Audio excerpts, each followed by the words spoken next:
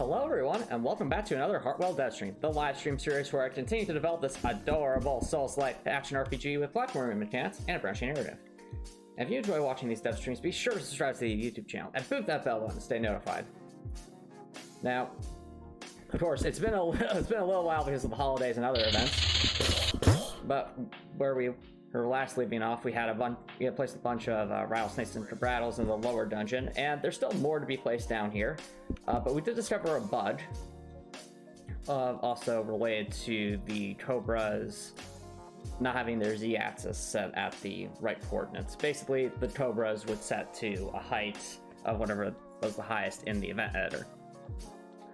I have an idea to try and fix that, and I think we'll try and test that out tonight.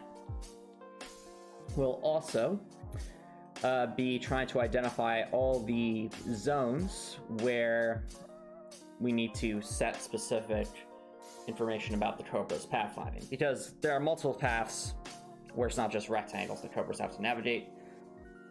And so identifying those zones and establishing them properly is going to be a top priority. Hey, Tay Sparks, thanks for dropping by. How's it going, Tay Sparks?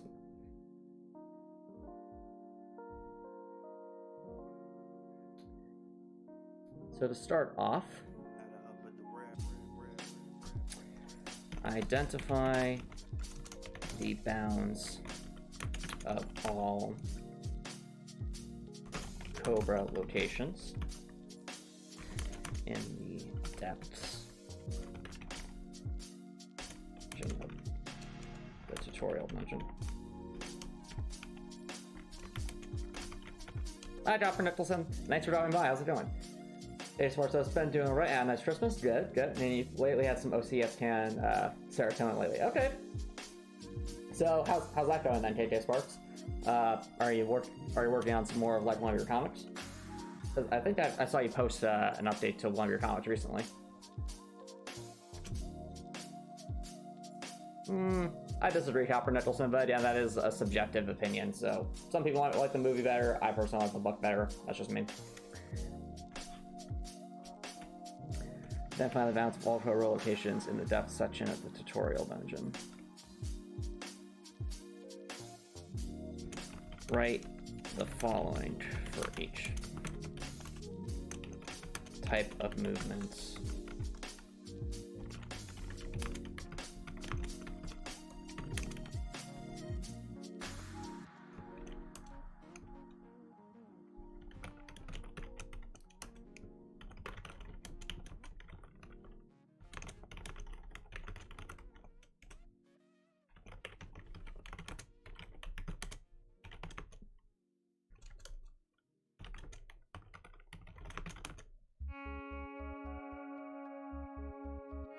Balance for setting.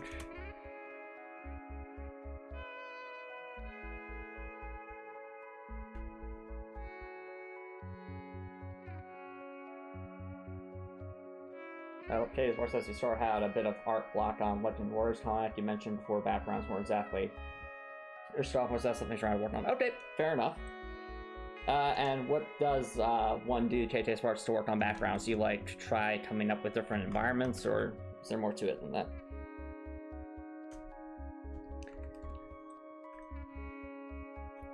The axis. Yes.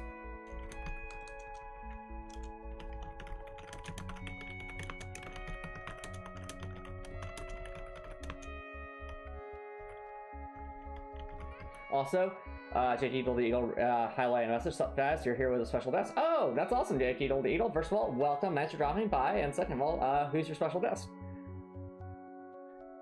Welcome to the dev stream. So tonight we're actually doing some preparation for pathfinding things. So the Cobra enemies, we need some work to do some work here to make sure that they're all set at the proper Z-axes for where they're located in the level, as well as make sure they all have their pathfind coordinates working out for that. So we'll actually be looking at our level map here and identifying specific different sections. Oh, your friend Nia, awesome. Okay, as far as says, you try to like make floor plans rather than building itself. Okay, that's a good thing to do. I do the same thing with Heartwell. I mean, you guys have seen this before. This is what all my maps look like before I start actually drawing out what these locations are, and that's okay. It's outlining, but for building design.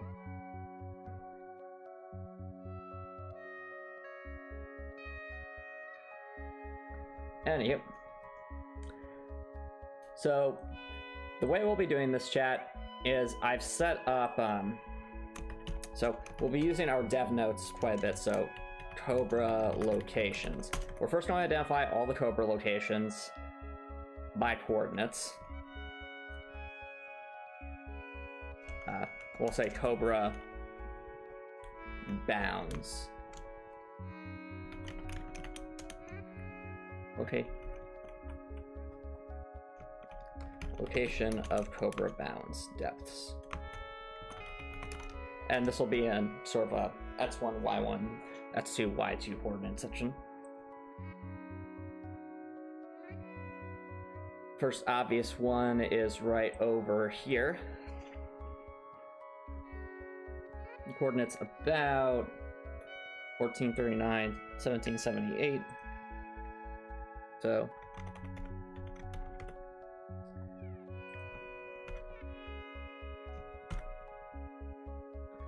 also, Copper Nicholson redeemed a message. Read a message. Oh, Shaboom25.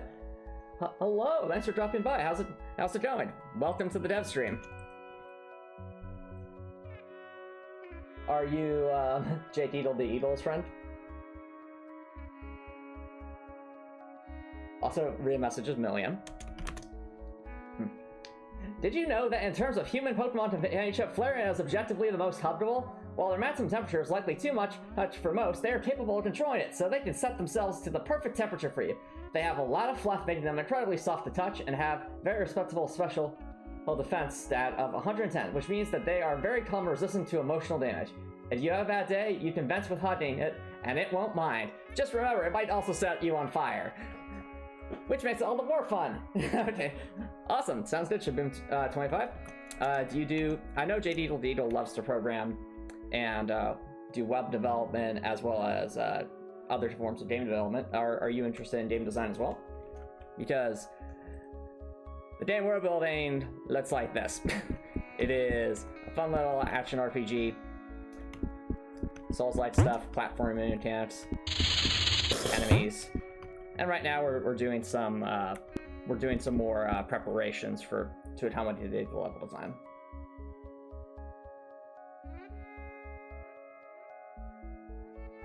Ah, yep, that's exactly right, J-Doodle. This is the game I've been working on for... Yeah, it has been over 2 years now. Yeah, it's coming along. 1438, 1778 to... about there. 1569, 1613.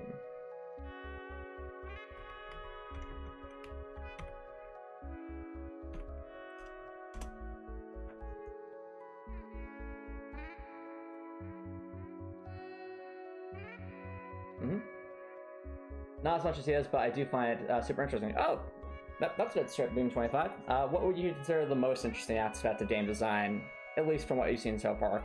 Because to me, it's kind of a three-way toss-up between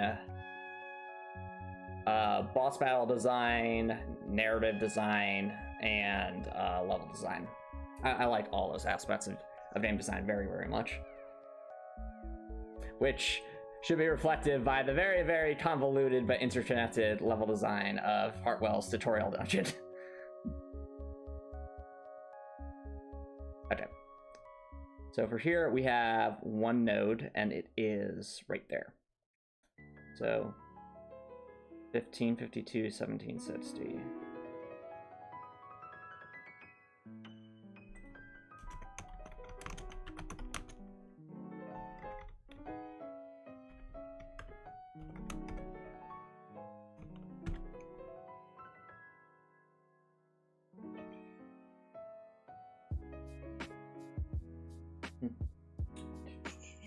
Oh, also, J Eagle the Eagle. I don't think I've seen. I don't think I've been keeping up as much with your updates as of late. So, any new news about some of the projects you're working on?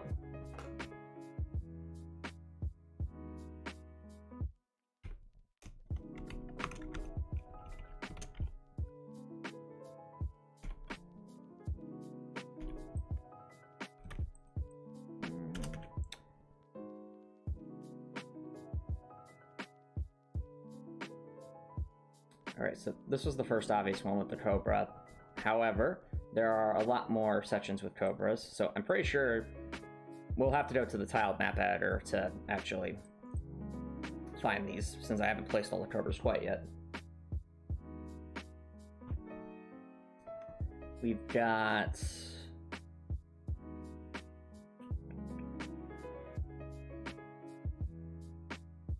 I have no opinion on that, Copper Nicholson, because I'm not very fond of alcohol, so I'm the wrong guy to ask, buddy.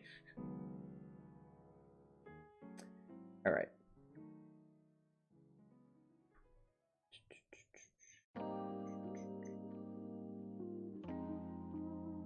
Shaboom 25 says probably narrative design, the story or plot. Oh, that's cool, that's cool. You have a favorite game you look to for, like, as, like, a model for good narrative design video games? Just, I mean, I can probably think of a few.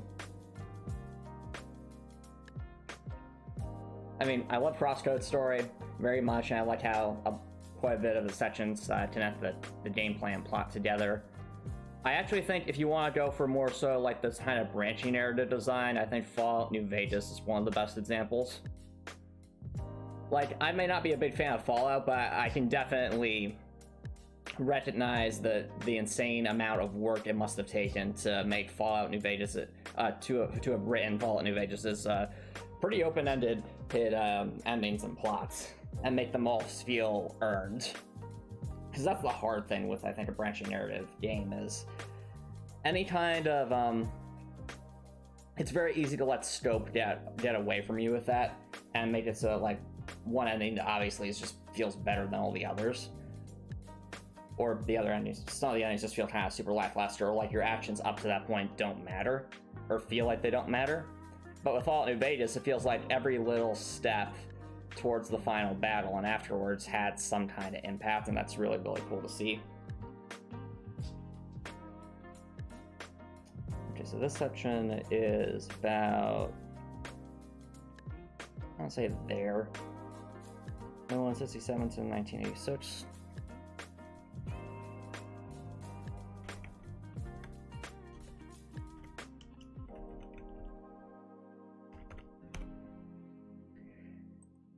That will be to 2400, 1854.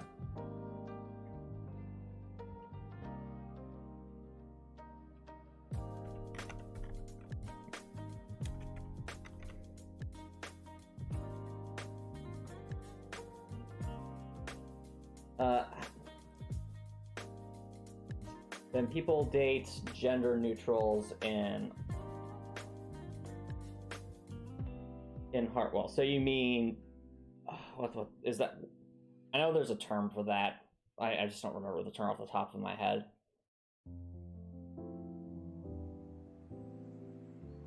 Non-binary, that's the word, right? KK Sparks. I don't know yet, and the reason I say that is I have all the major characters.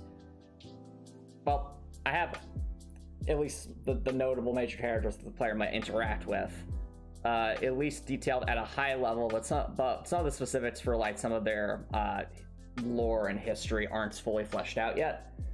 So Heartwell currently Heartwell obviously has some bisexual characters, with Dorothy herself being a bisexual character.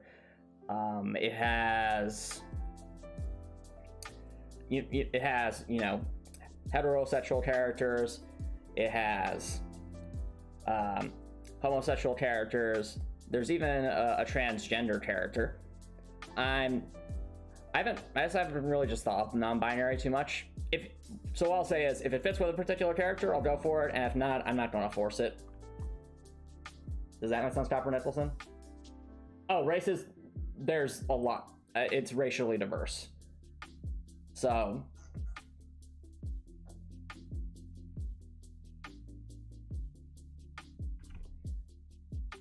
there's I tried to make it so that each character felt like they were from a unique background. No, Copper. That's not that kind of a story, silly.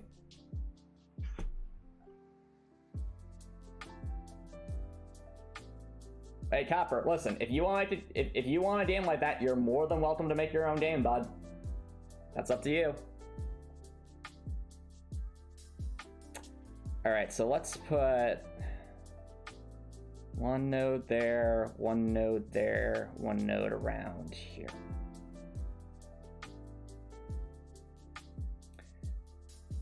So this node will be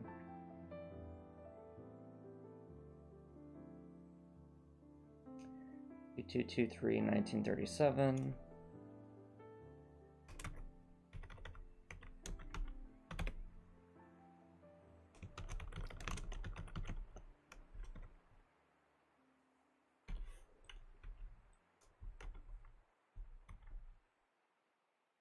Fallout's a good one, though you haven't played Fallout or have gotten into it. That's a good example, and maybe Life is Strange. True, Life is Strange 1 is pretty well done in that respect. I'd also say the just a lot of Telltale games, even with their limited amount of endings, they're still really, really satisfying from a narrative perspective, I think. Like, with The Walking Dead Season 1, I know that there aren't too many variations in the actual outcome, but it still makes you feel throughout the game like your choices mattered, even if functionally they only affected a couple of characters here and there. But yeah, Life is Strange 1 definitely pretty fascinating in that regard. 1967.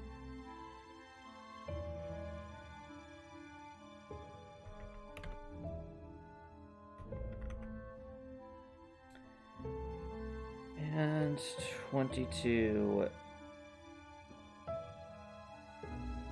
Let's go with 2295.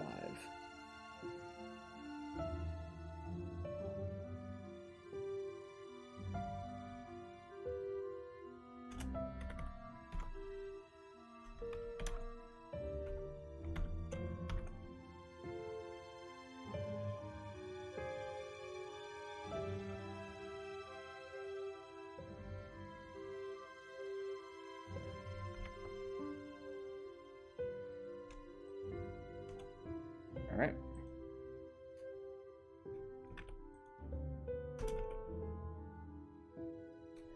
Next section is over here. We have 2. So it's basically the top of these 2 platforms.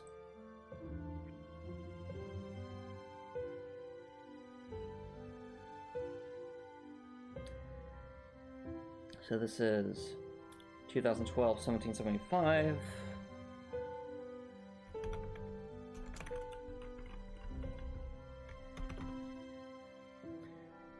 Through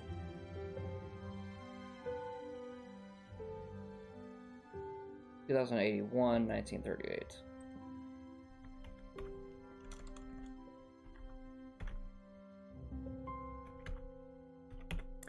And this one has no nodes because it's just a rectangle.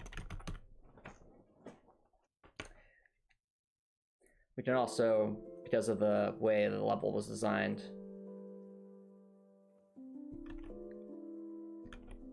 use those same y coordinates. We'll just focus on the new x coordinates.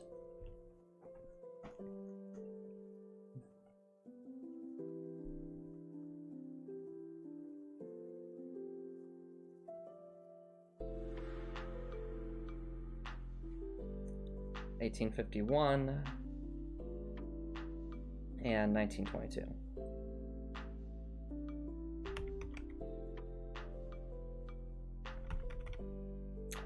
Right, that's another one.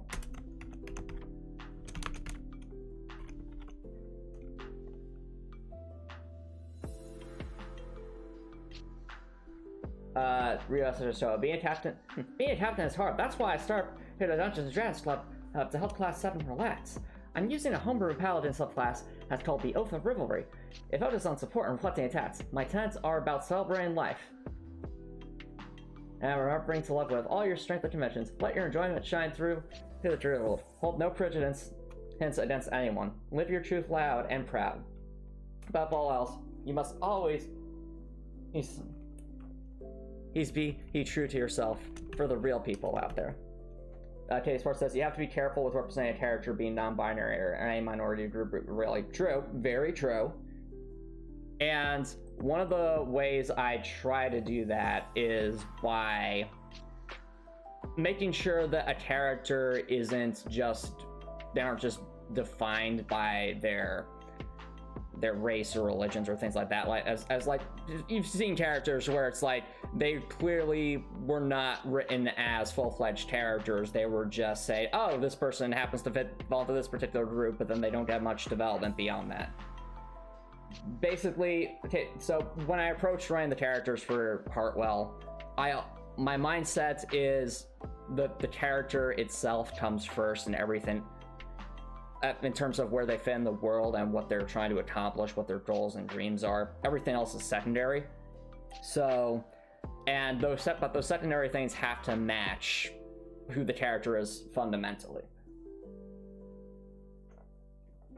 I don't know if that's making a whole lot of sense, but basically, but it's just trying to make sure that I'm not, I want the characters to be meaningful characters regardless of what group they're a part of, if that makes sense.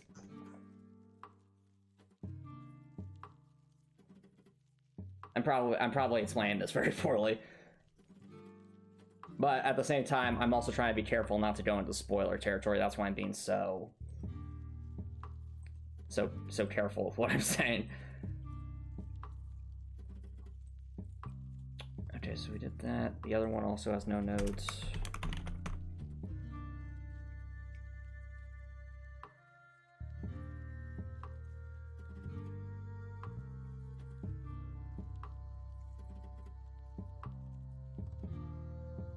Exactly. Okay, that's a great way to put it, Tetris Wars. That's exactly what I'm getting at. I'm focusing on who a person is based on their actions, their history, and where they want to go.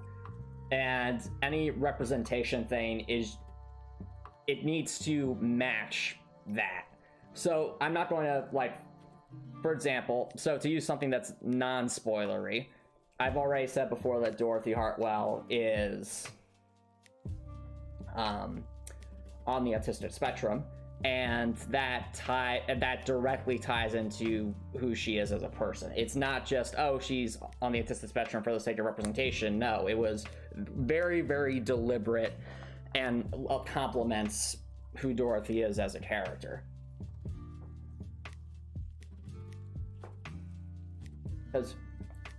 And in many ways, a lot of Dorothy's a lot of that I take from my own life experiences of being on the autistic spectrum.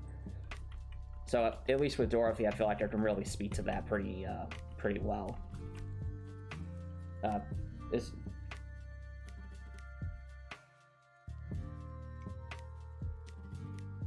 right, and that also aligns with it too. Like, if with representation, and the representation is like a secondary characteristic, not a primary characteristic. If that makes sense.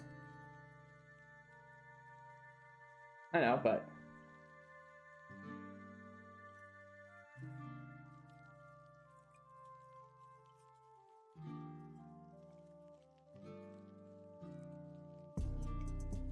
actually, now I think about it, I was just running through the list of major characters for Heartwell in my head,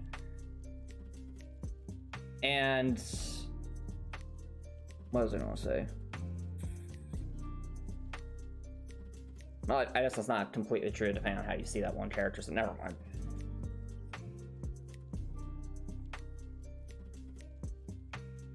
But no, Copper Nicholson, I've already established that stuff, and so it is, at least the characters that are provided are racially diverse.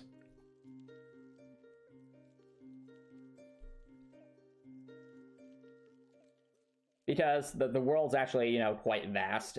And the real world is quite vast, so there's many, many, many different cultures out there. I obviously can't represent every single culture in the world. That wouldn't make any sense.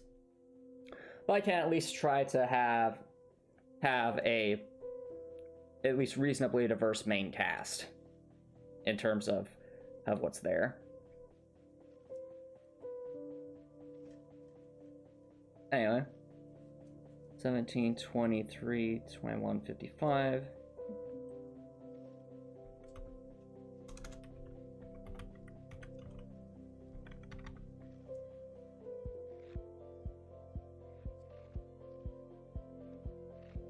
I know, Copper Nicholson. I already said that they're going to be like, if I take the time to write a character that you can interact with directly multiple times in the game, it's going to be. I'm going to take the time to make that character her meaningful and not just a one note they happen to exist sort of thing.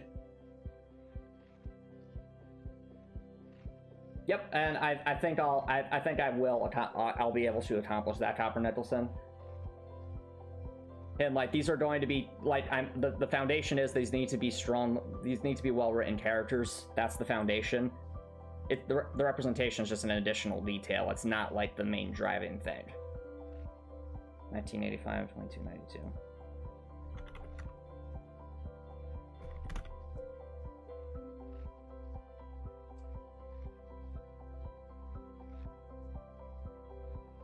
Well, yeah, and so like if that ties into in a meaningful way to their story, sure, but I'm not writing a character for the sake of just filling a particular group or something.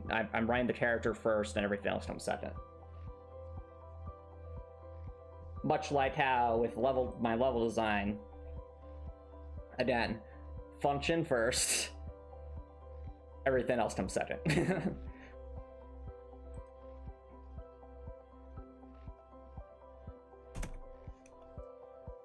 I think this one will need 5 nodes. 1 node there, 1, 3, 4, 5, 6, 7. Oh wow, no, 7 nodes.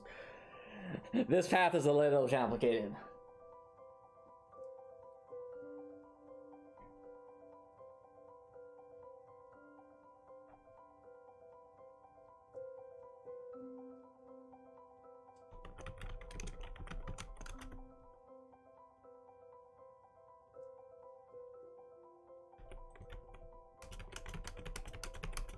All right.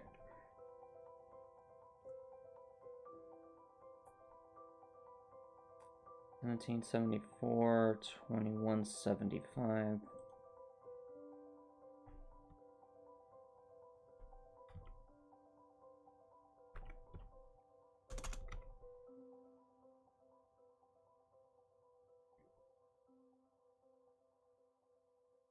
$17.74, $22.71.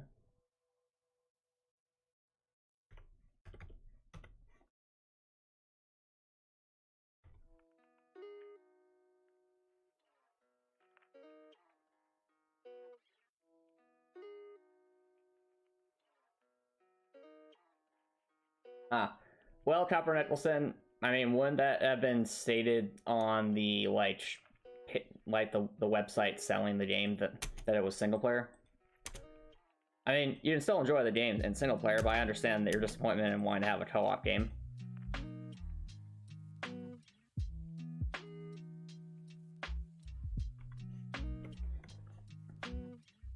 Something I just realized about this particular path we're designing is that there's a pattern to it.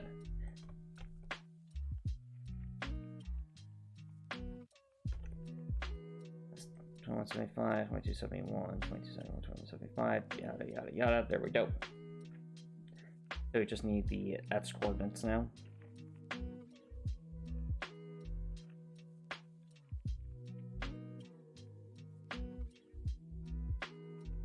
Well, okay, it requires 2 sets of controllers. That's the case for a lot of multiplayer games, Copper Nicholson, if we're talking about local co-op.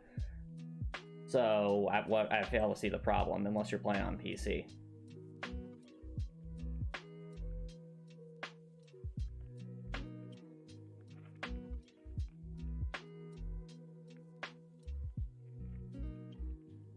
Oh, it's a Switch game. I mean, alright, so just buy another set of controllers and see what the big deal is. That's just like saying, oh, well, I have this game, but I need another Wii remote, like if it was for the Nintendo Wii. I don't see the problem.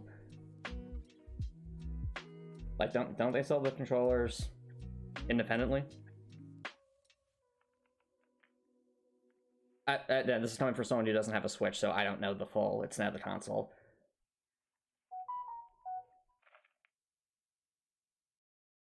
$18.48 to $22.7. Okay, 1840.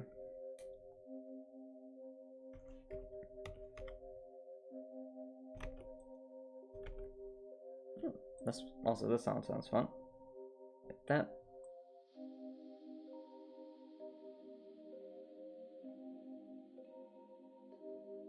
Yeah, I'm aware of that, Copper Nicholson, but shouldn't you be able to buy some more controllers?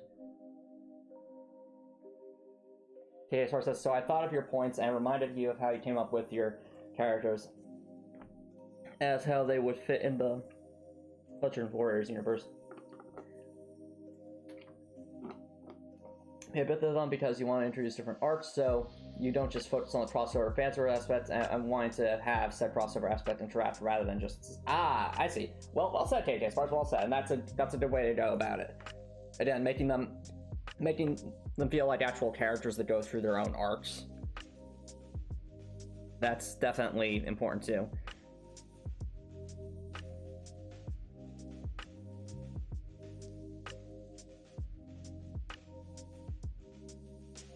So I mean, there's the crux of your problem, Copper Nicholson. It's not that you can't get another controller; it's just that you can't get it before your brother goes home. All right. Well, it stinks that you might not be able to play it with him on this visit, but maybe you can play it with him on his next visit. You know, Copper Nicholson. So to be something you enjoy with him in the future.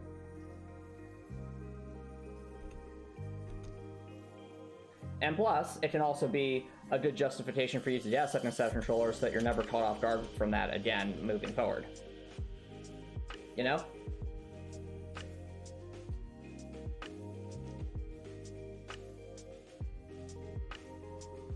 Well then, it's nice for right now, Copper, but at the same time, long term, it could be a beneficial thing, because now you could be like, okay, I need a second set of controllers so this doesn't happen again, and just go from there.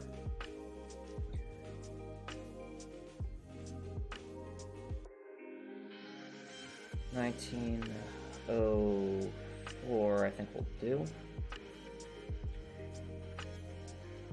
And 1969.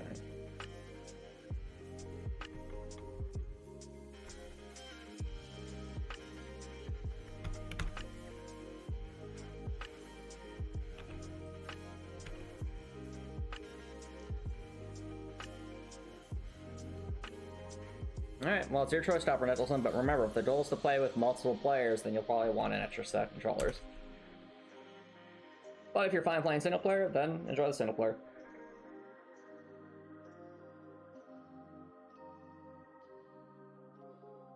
Okay. So we've done... We did down here, we did over here, we did that one. That one. There aren't any other Cobras in this half of the dungeon. And looking at the middle, we got one right there. Oh, before I forget, should write down the Z coordinate.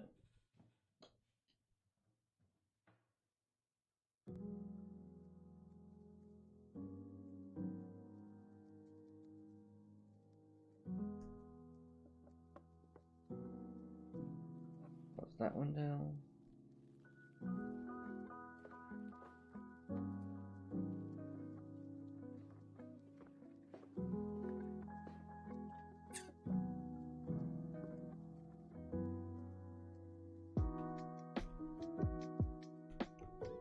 Z equals 0.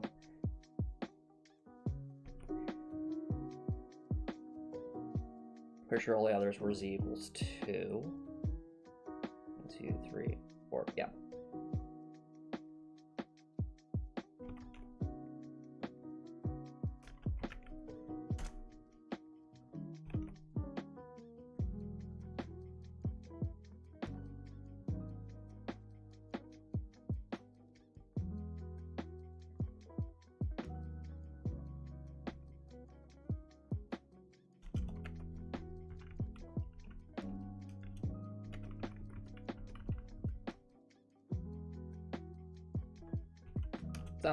Sounds like a you thing right now, Copper Nicholson. Something that's only affecting you at the moment.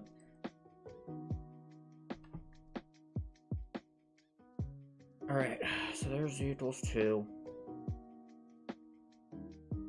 And Next one is going to be over here. That is equals to stat no nodes. That's this section over here.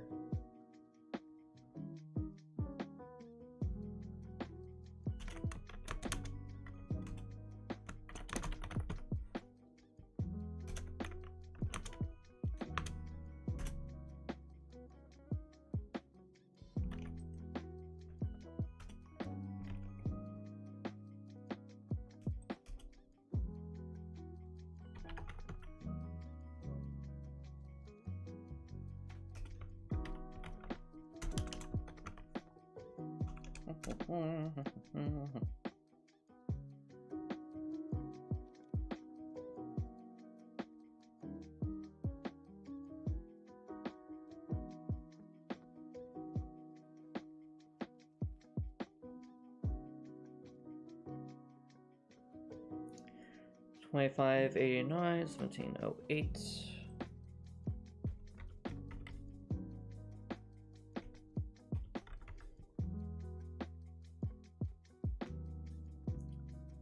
To 30.42, 17.46.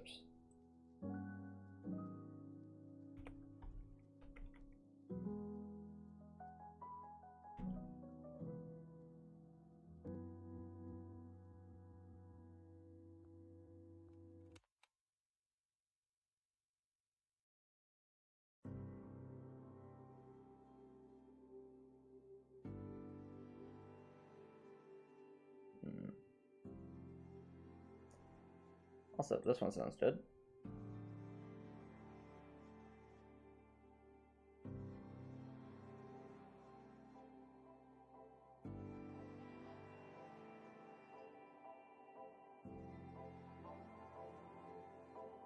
Looks like we have...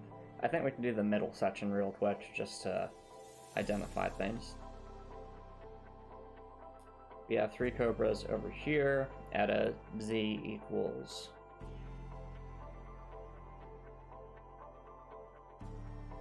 3.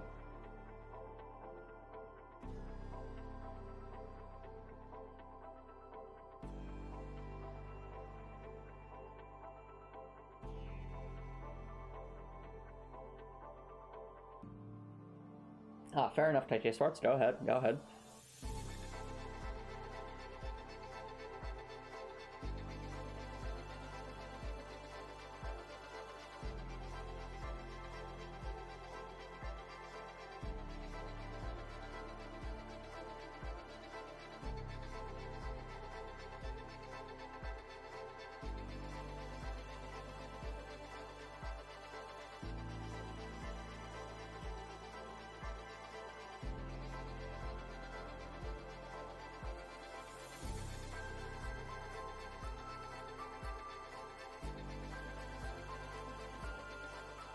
And I think I'd be able to actually put all of these ones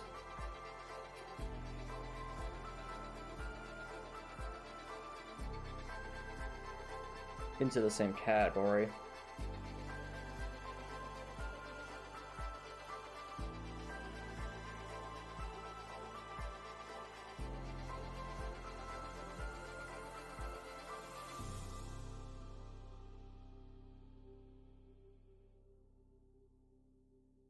$26.83, 1002.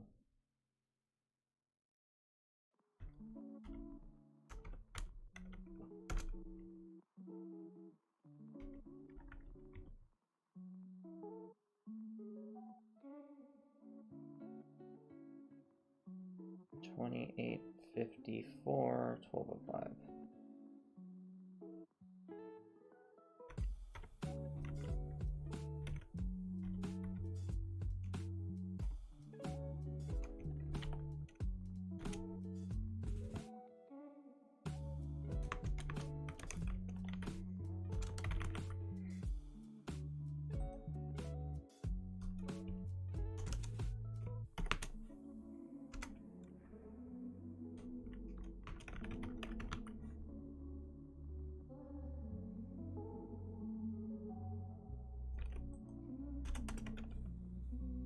All right.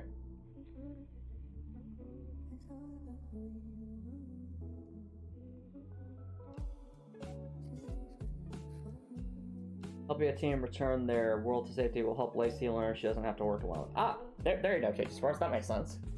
So, good to see something for a character to learn and grow from.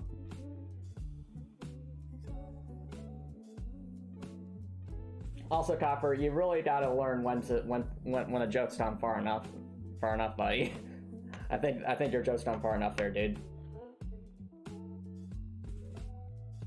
I did. You said helping a team return the world to safety will help Lacey learn she doesn't have to work alone. I don't see any other explanation take these parts other than that. It could just simply be it's not showing up in my chat.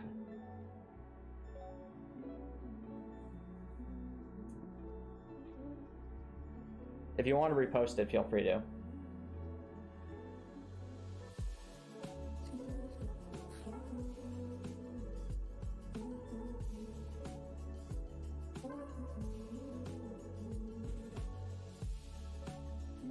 Okay.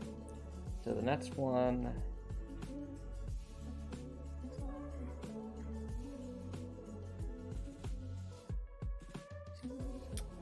Do I want to put Cobra over here anywhere? I don't think so.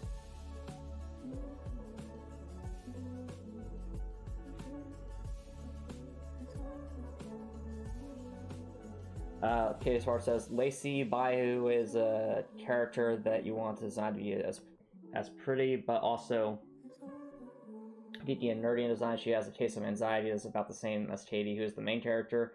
Unlike Katie, who learns to be more confident, brave, and willing to work with a group of heroes from all over the multiverse, Lacey struggles with these concepts far worse, including the teamwork aspect. Alright. Interesting. So there's like a dichotomy there. Does that mean that Lacey's going to become like an antagonistic character, or is it just that she's going to be kind of left behind, whereas Katie's going to grow? Or is that getting too far into spoiler territory? Oh, it's pronounced Bijou. My mistake. Bijou. Okay.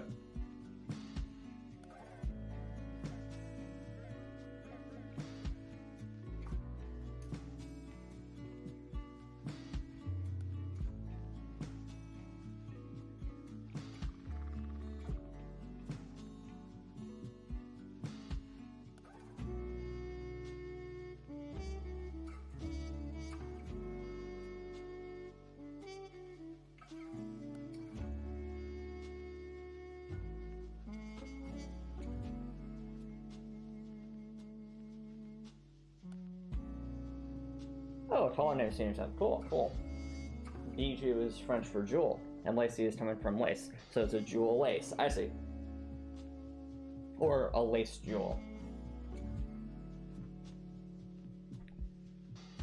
Yep, I like to do similar stuff with when I'm naming characters in Heartwell as well.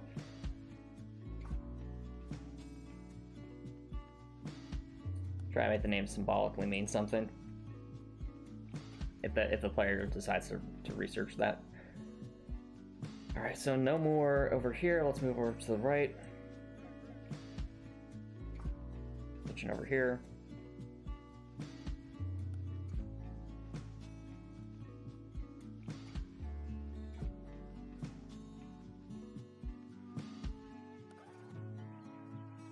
Okay. 2005, 1391.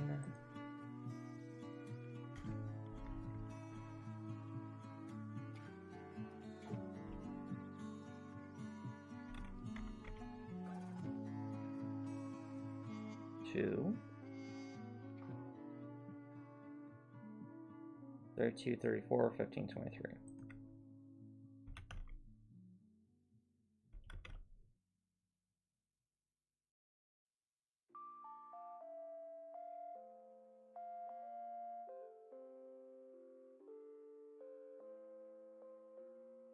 You have plans for another legend, Ruby that may have Juniper as his eyes. I see. Makes sense, Tate. As far as makes sense. Yep, that's been my understanding, is that it's a multiverse of different heroes.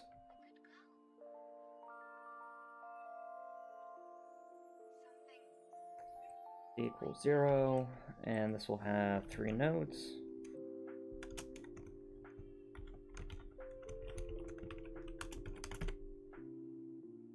They are 3183, 1472.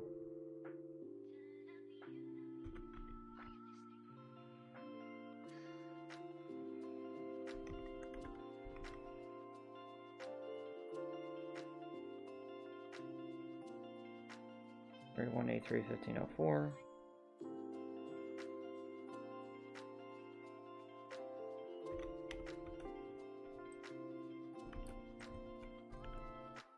And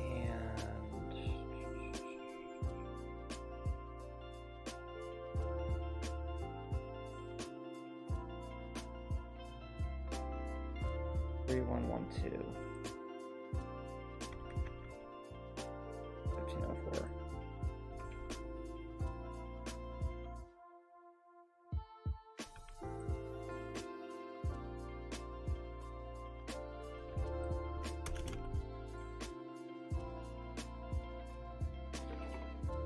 All right.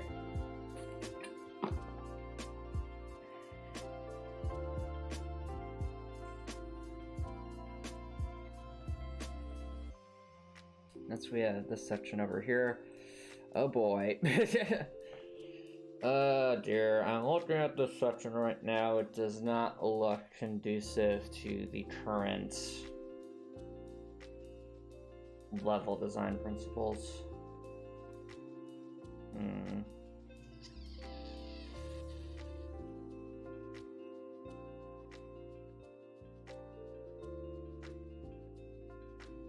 How would I redesign this?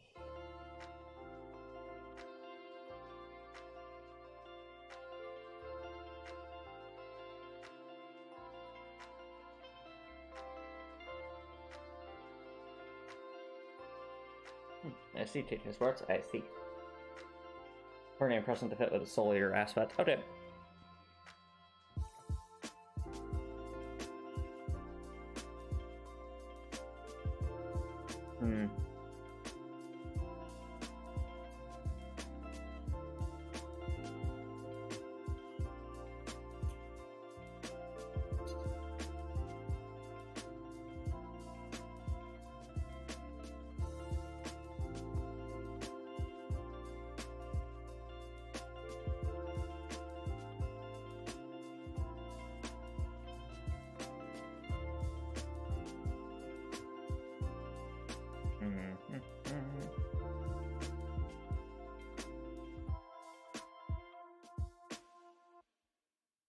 So chat, if you're wondering why I'm looking at a bit perplexed by this section, it's the way the node finding usually currently works.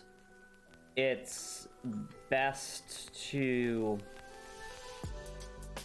have essentially whatever path that's come up with be conducive to a line that's been dragged at different corners. So here, for example, you think of this as like a line going from here to here to here, but here there's no one line that will cover all these sections, and that's because of areas like this where it's like a loop.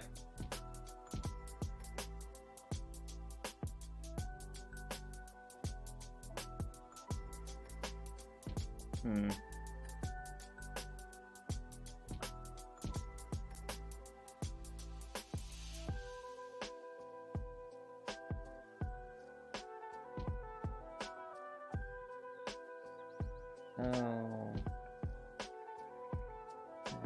here.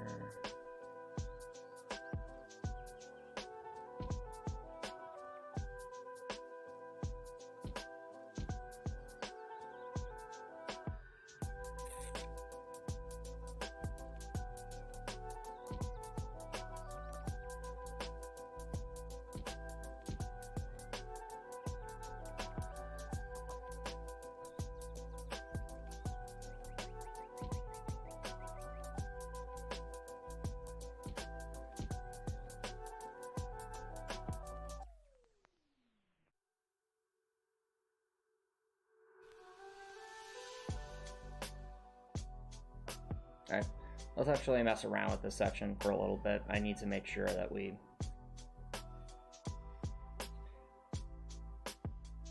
I need to make sure that we don't, that we actually have a section we can work with.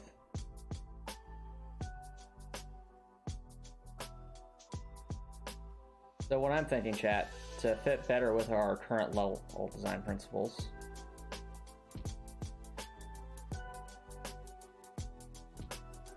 we're actually going to make this an area.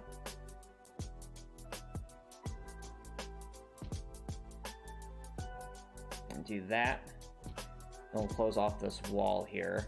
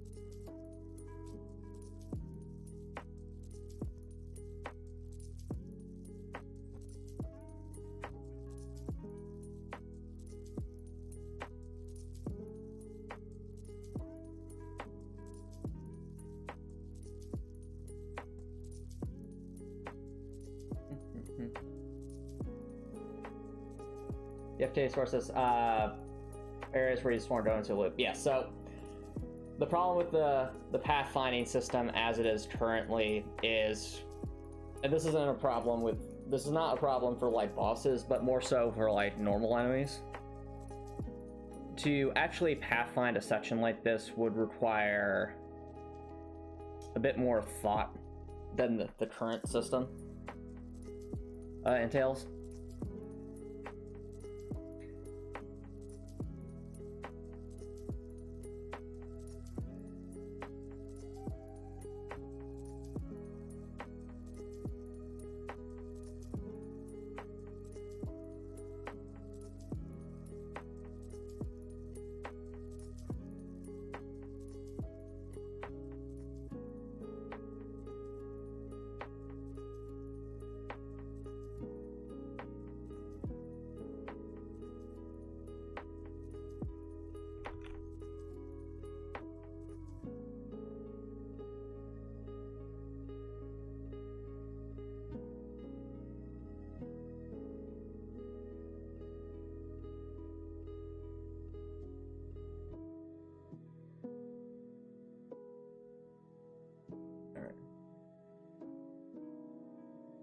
If there's anything else we want to know for Legend Orders, let you know. Otherwise, you're going to be working on some other things while you're watching the stream. Alright, sounds good, Kate. Sparks.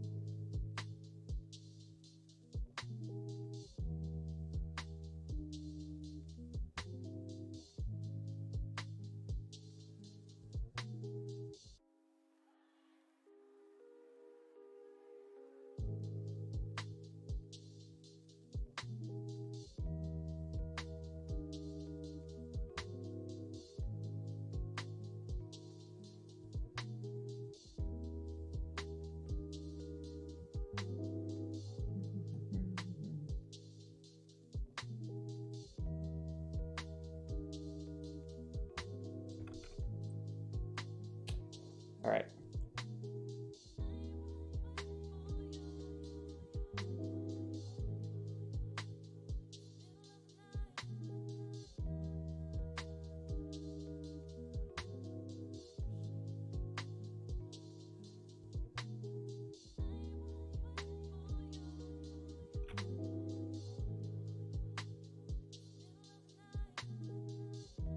that'll do for that section. I have not copper nipples in.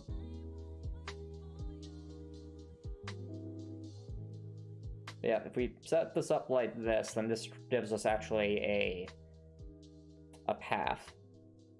So basically the path of like there to here. It would just be a 3-noded section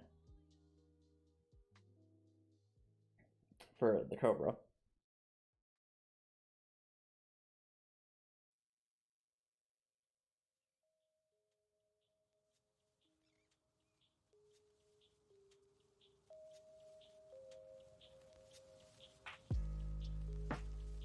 Have to add that to our to-do list.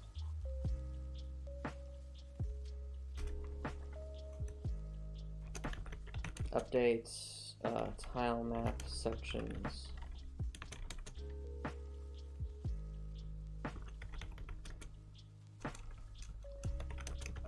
Yep.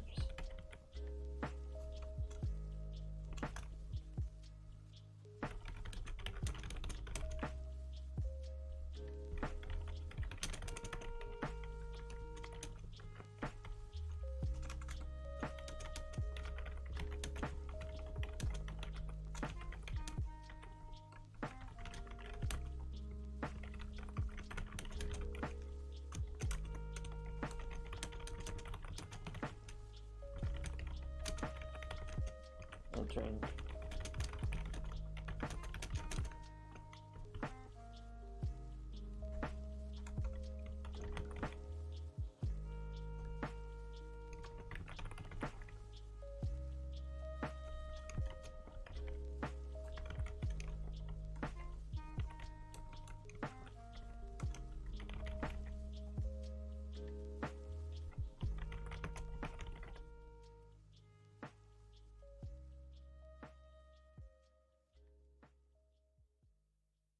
One potion.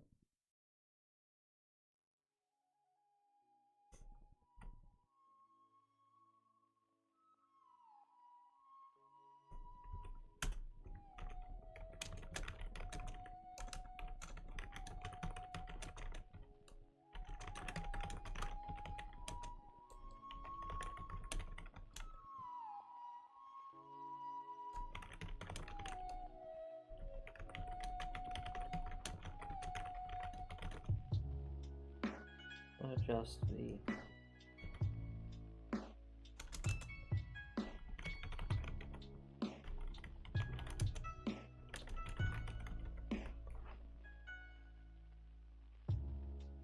Alright, Shaboom says you walk your dog, but you enjoyed the stream. Hope you all have a great night. Sounds good, Shaboom's Wi-Fi. Thank you so much for dropping by. Really appreciate it, and I hope you all have a good rest of your night.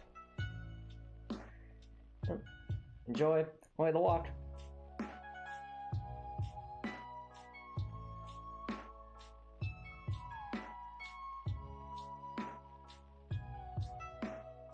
Alright, so with this section, I'll move this over here.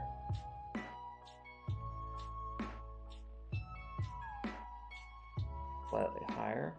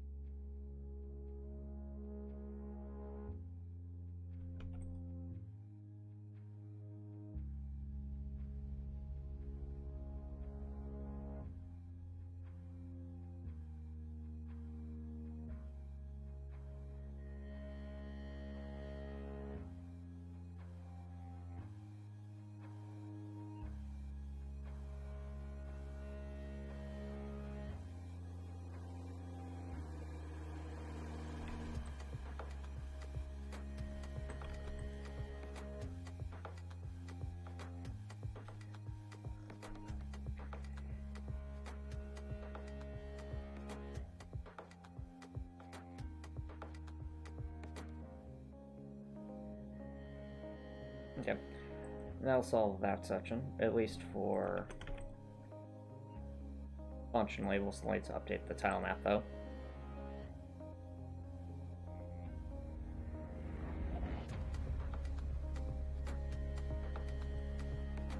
Actually, it's 2 tile maps.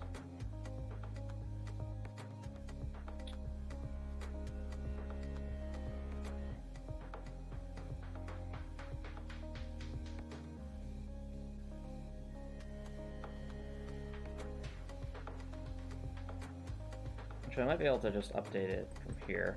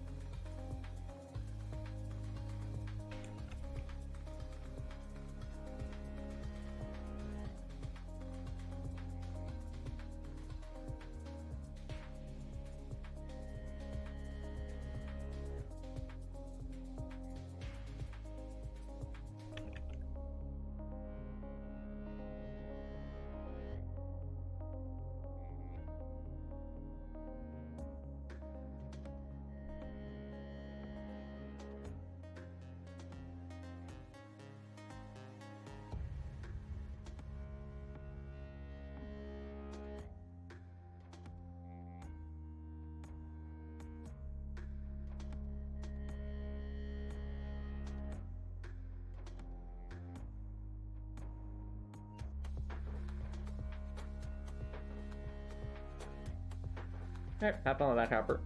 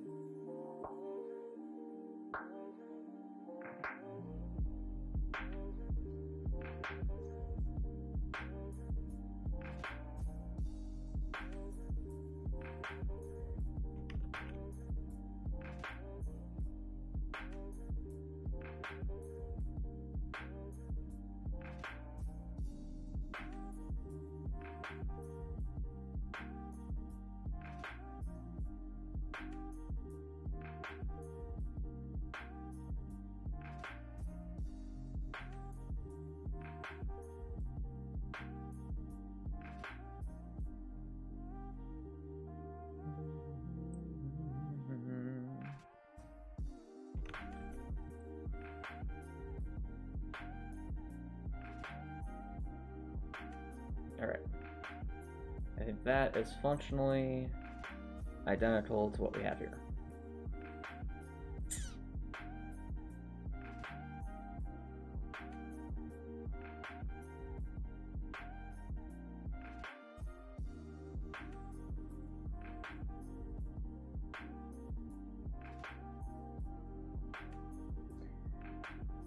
Yep, alright, so that section is done then.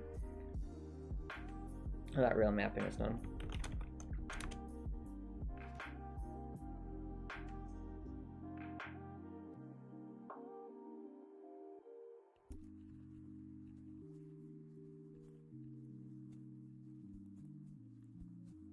Yep.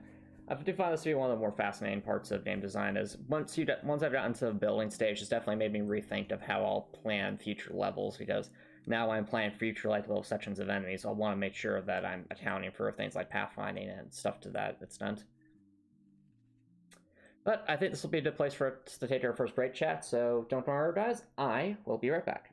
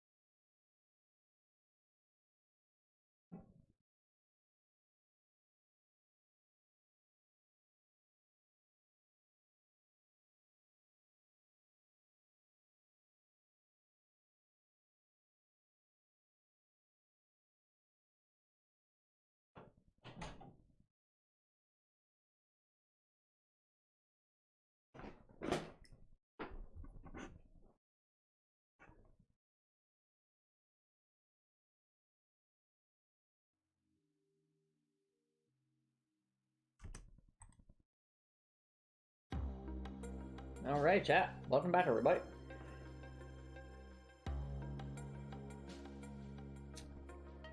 Okay, so the nodes are going to be that junction, and probably say right around here. Oh, right. Duh. Delete that.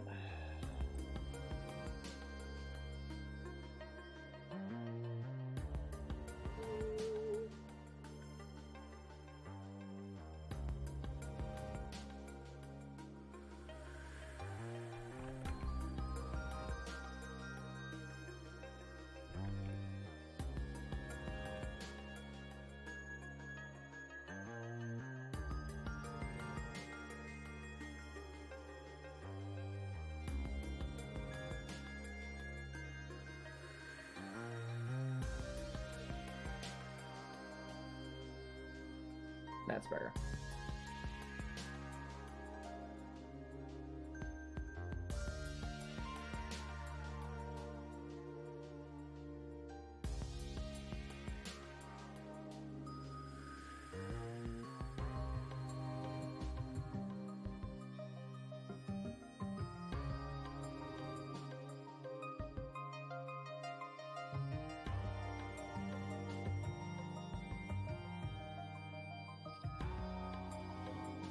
Two 60, 1285.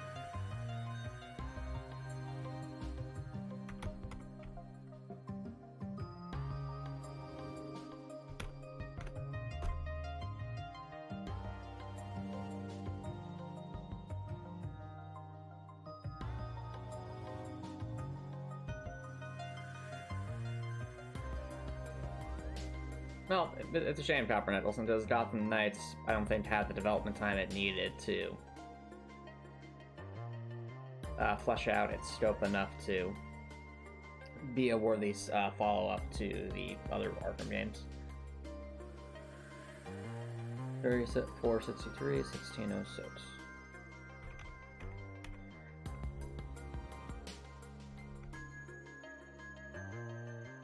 Zero.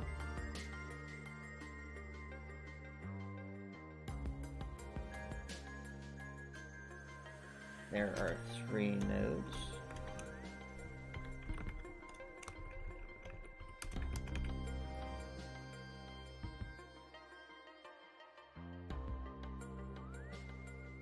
I don't know enough about the characters, Copper Nicholson, to really offer you an opinion on that.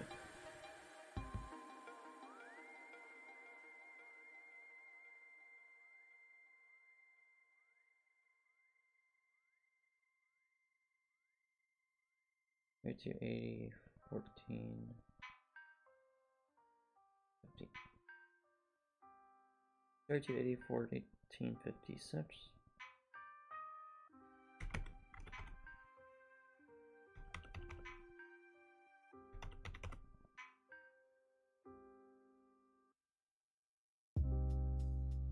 Ooh, hold on a sec. I like this. Alright.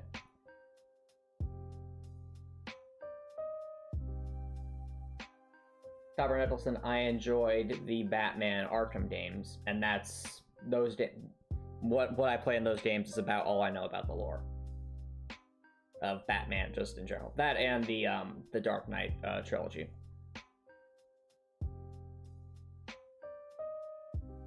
So I very much enjoyed the Arkham games. I'm just saying, Copper Nicholson, I'm not like, I don't know much beyond them though. So like the comics and things like that, haven't read them. They do have tons of Batman lore, but not necessarily about all those potential successors to Batman. And that's the point I'm trying to get across, Copper Nicholson. I don't know enough about those characters to really comment on them. I just know that they exist.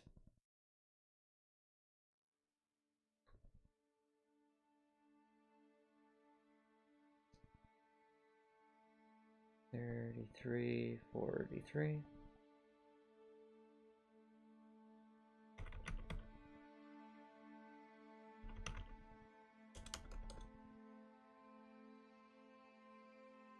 This one's also pretty good.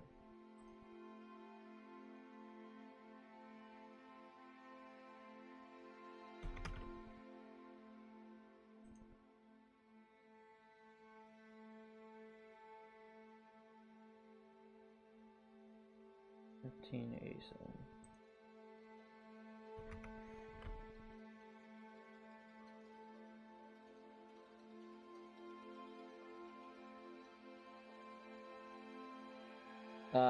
So when you say the third game, Copper Nicholson, do you mean because there are 4 games?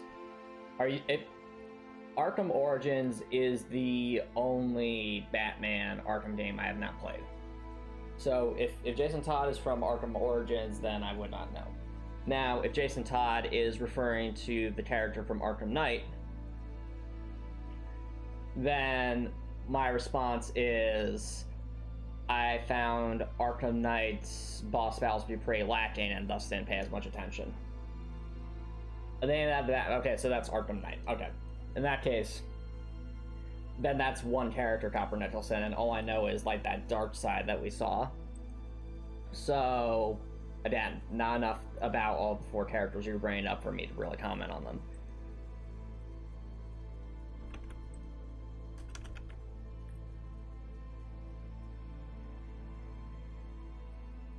And the thing that stinks about Arkham Knight is I think like the actual like sections where you're going after the enemies in Arkham Knight is the best it's been in that series. So like where we have just a section of enemies like those strongholds and stuff, I thought those were pretty well designed and had a lot of and I liked how like the Arkham Knight's commanding his units against you, he was actually pretty clever with them. So like telling them how to exploit Batman's weaknesses and like trying to make sure they're moving in pairs and checking their corners and things like that. I thought that was really cool and a good escalation of the difficulty in those sections. But gosh darn it, the boss battles in Arkham Knight are so disappointing compared to the other games.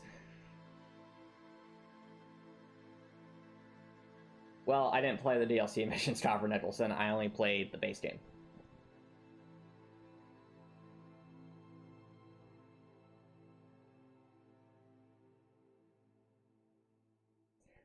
And I'll say it before, I'll say it again, Arkham Asylum and Arkham City are just better games than, just better games overall than Arkham Knight, in my opinion.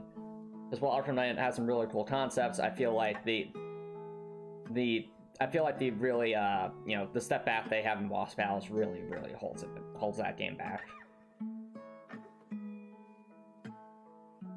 Who is my favorite bad guy in the game series? That's easily Mr. Freeze. Not only because I think he's a pretty sympathetic character, but also because he easily has the best boss battle in the entire series.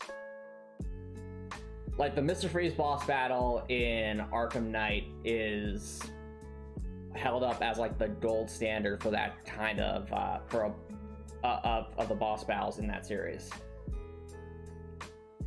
Like that, like the way they handled that fight was just so incredibly clever. How like you can't do the same thing against Mr. Freeze twice, so you have to use a wide variety of takedowns to be able to damage him, which forces you to really have shown your mastery of the game up to that point. Because Mr. Freeze, if he sees you and freezes you, you're done. So you have to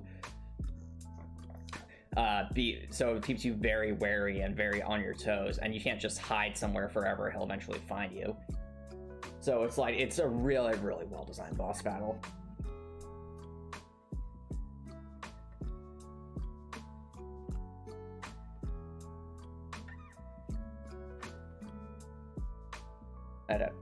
So that section's good. I know there's a Cobra up here.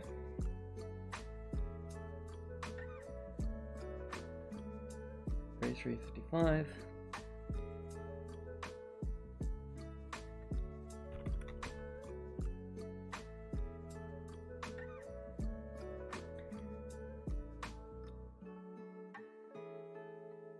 And 40.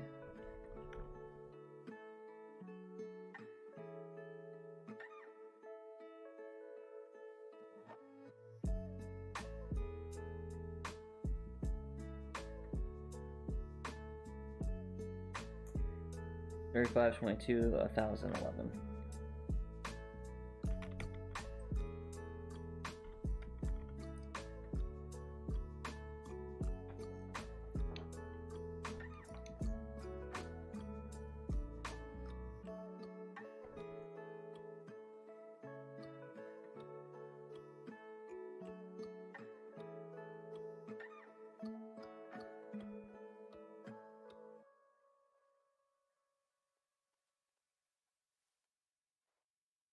Oh, right, the other one was z equals 0, this one's z equals 2.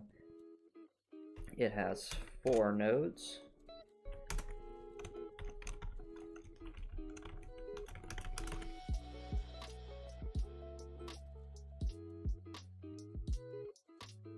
That sounds terrible, Copper Nicholson. No. No.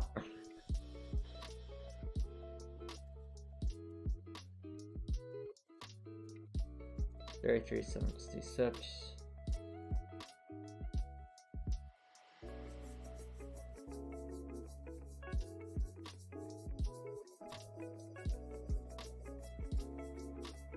Go with 956.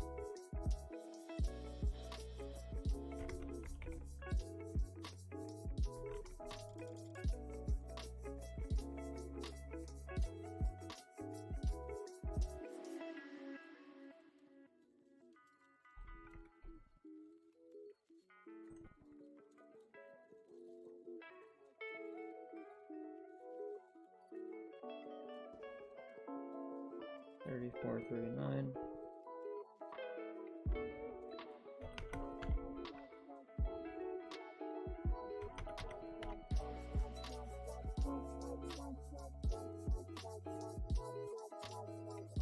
Go with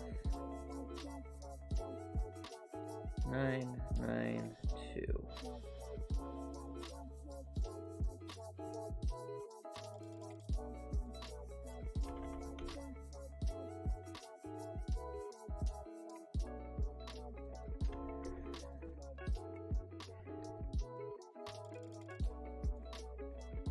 Here's 504.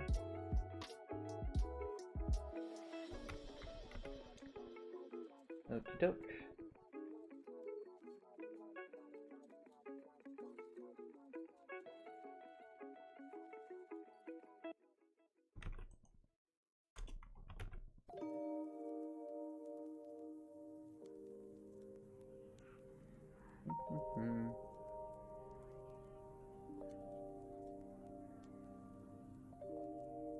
Uh-oh.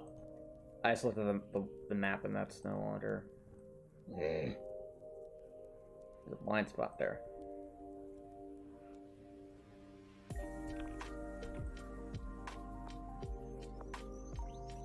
Well, that was close.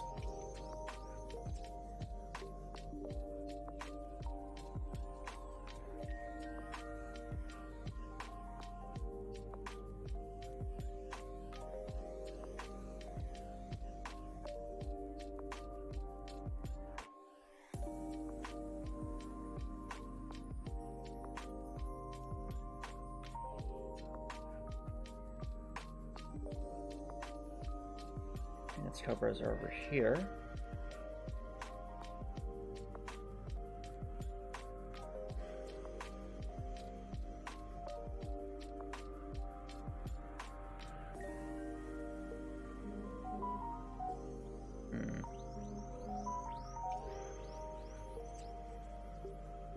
Right. Oh, I forgot something here. A little bit higher.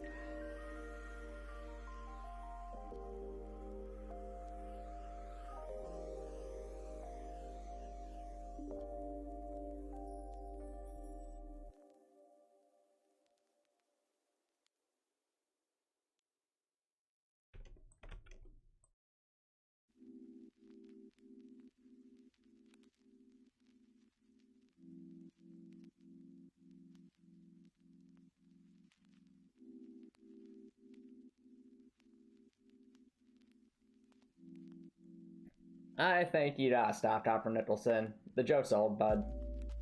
Move on.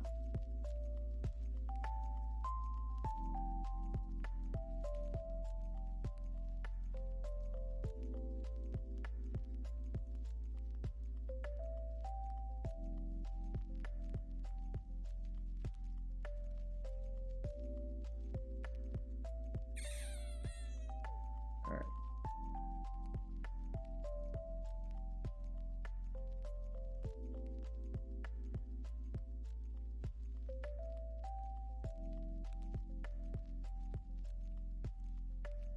Right, 40291228.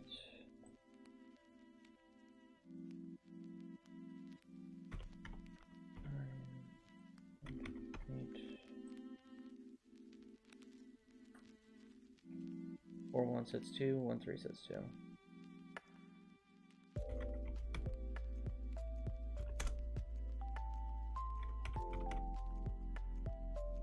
C equals 2. 1 node.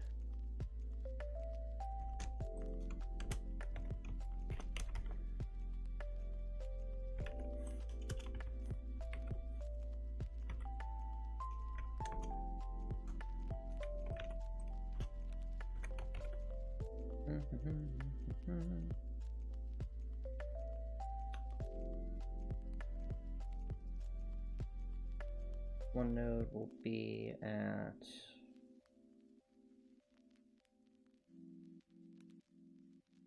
41, 43, 1 3 4 6.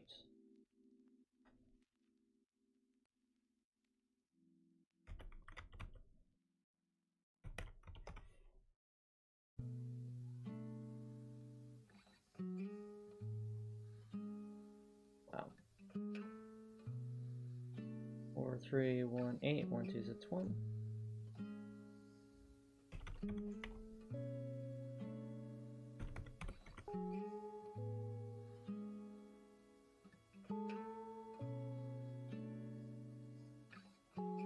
4449 1393.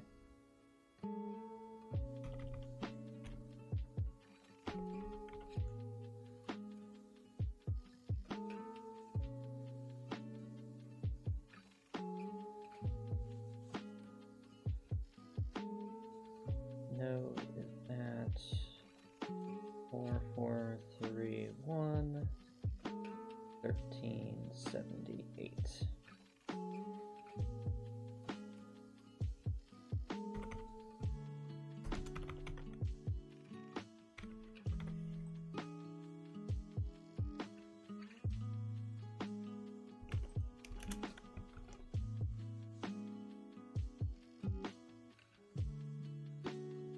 Alright.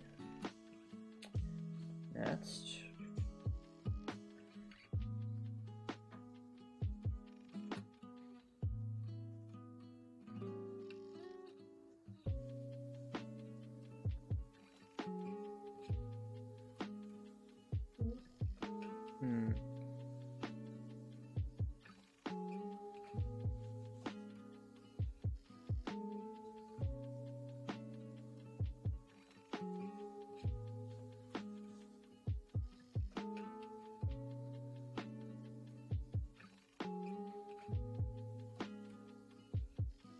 This one might be a problem because I'm looking at this and it's like, how would we? Definitely would not be one path just the way it's set up currently.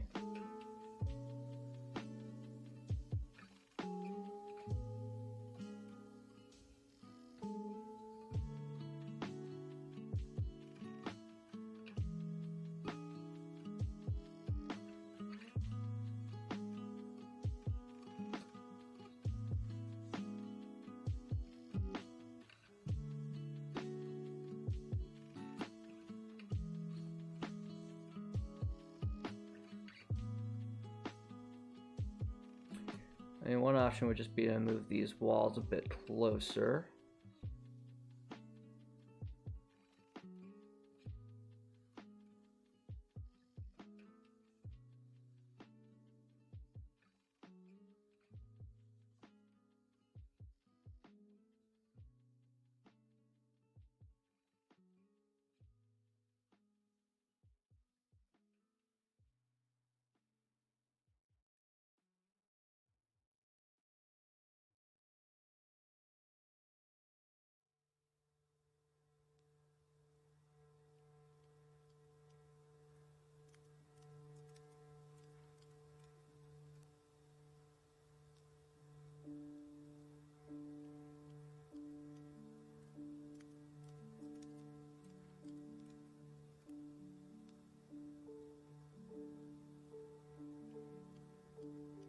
Yeah, popcorn tastes pretty good. I agree with that.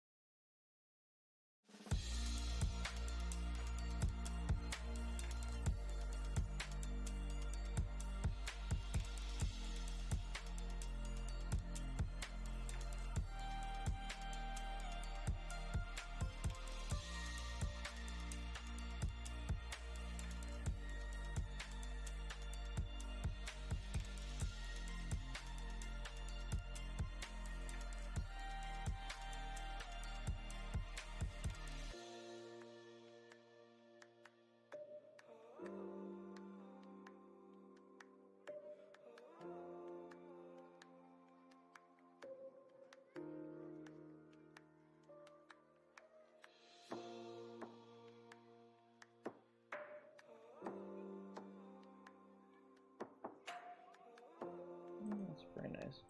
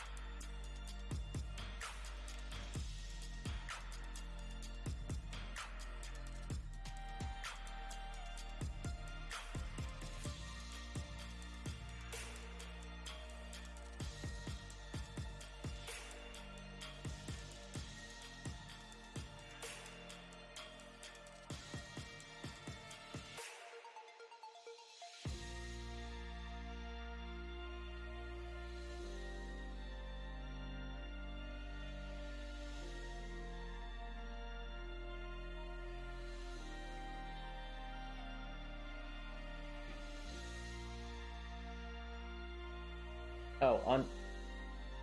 You're having the kernels. I mean, just regular corn is fine, but if you just mean uncut kernels, not my favorite thing.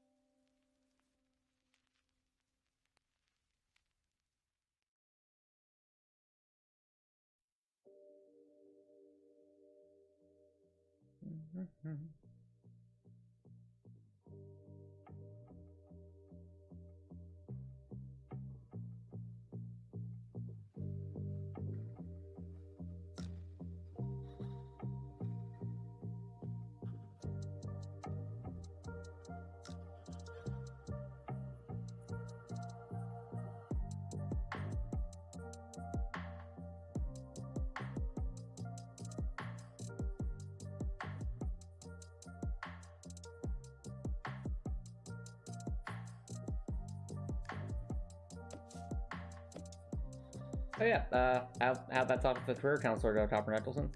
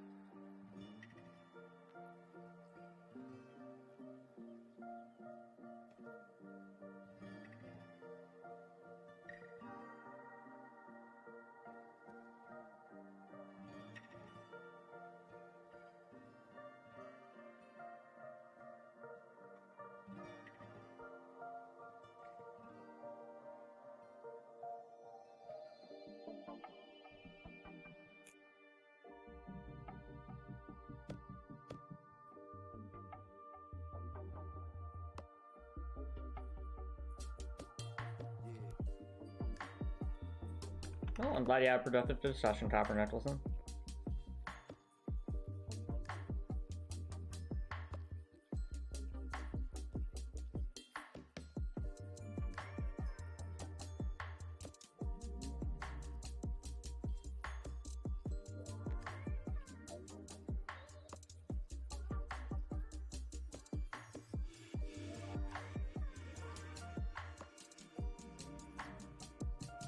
Well, Copper Nicholson, some people need those services. Yeah.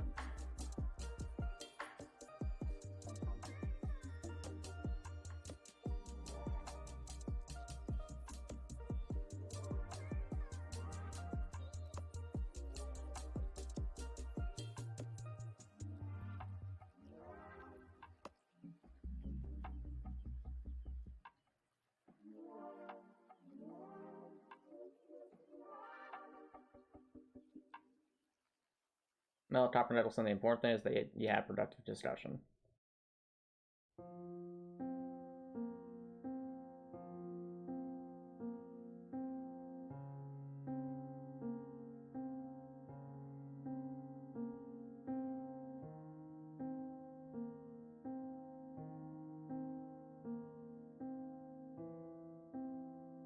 Ah, okay. Well, then that's your point. Then that would definitely be insensitive, and probably benefit from changing that then.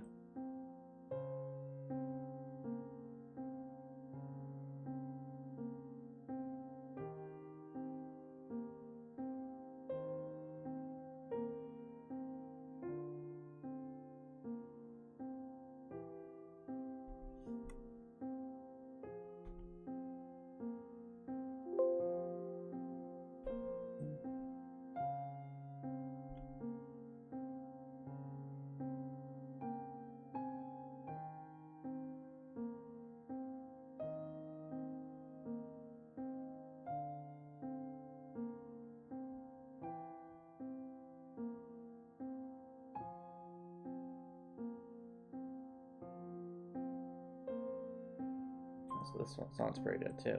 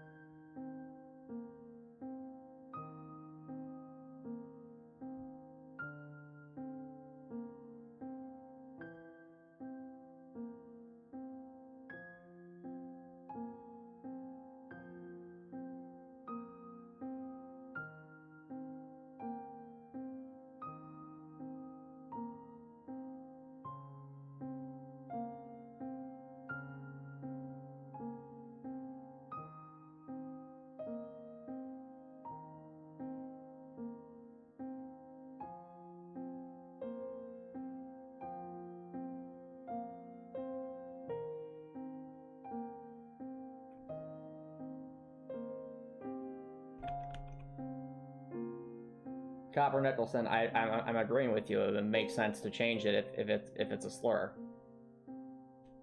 Then yeah, definitely should be changed.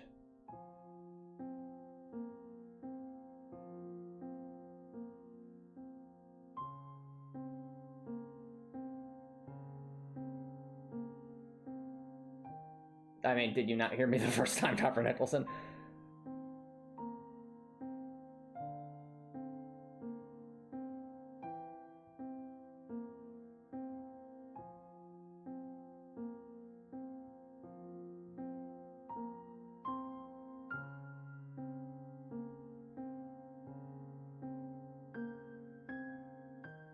Ah, my mistake.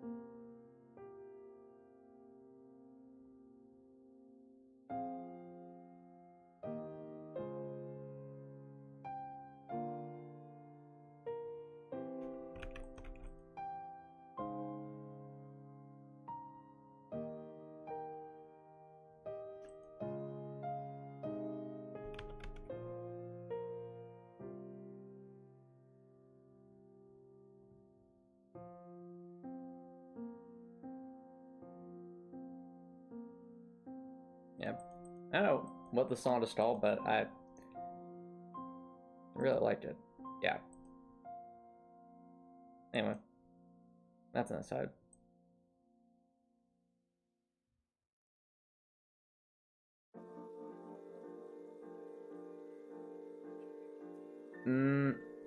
No, Topper Nicholson, there are most certainly slurs for people on the autistic spectrum. Well, I'm not going to say those here because that would be insensitive.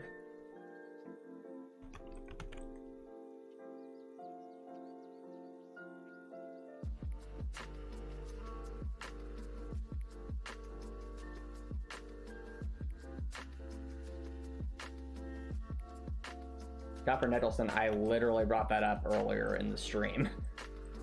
And I brought it up many times before on this channel.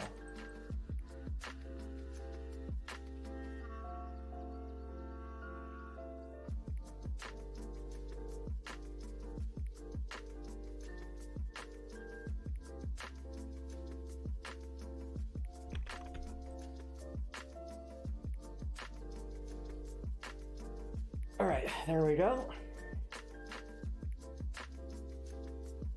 The remapped section.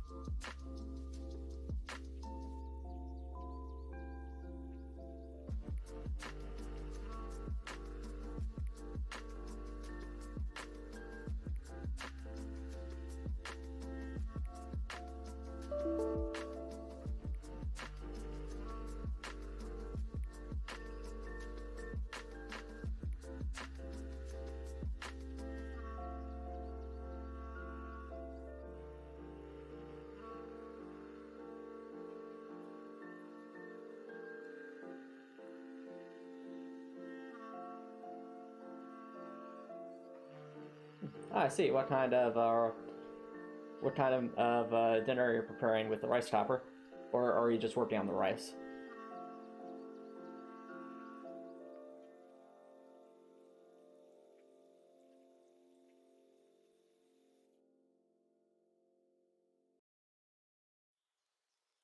Okay, so one section here, one section here, couple sections here.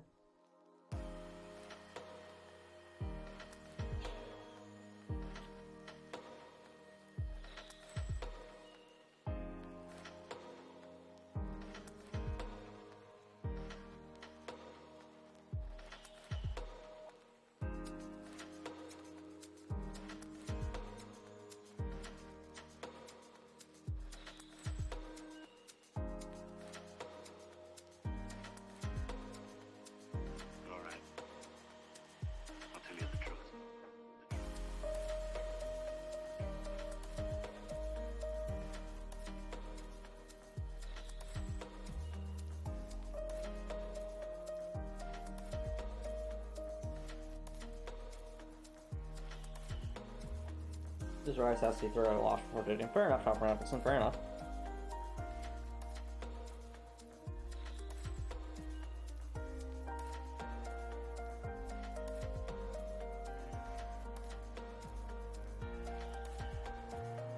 Remember all the happy times we had?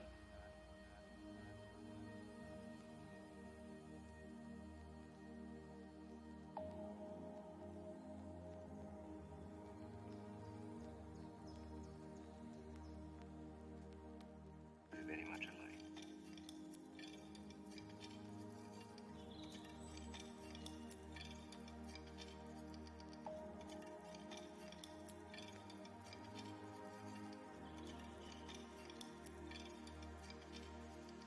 Remember all the happy times we had?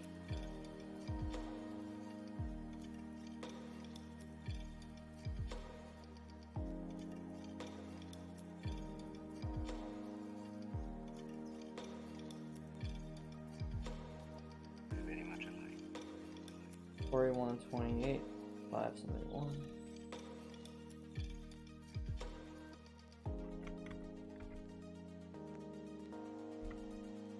All right.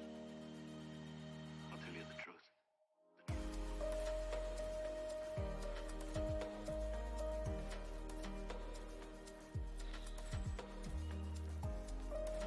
4229, 904.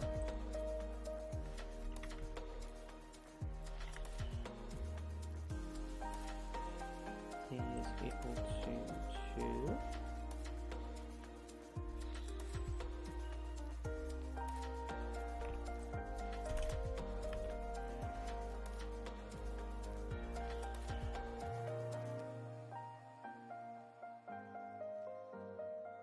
Ah, I see a copper Nicholson, I see.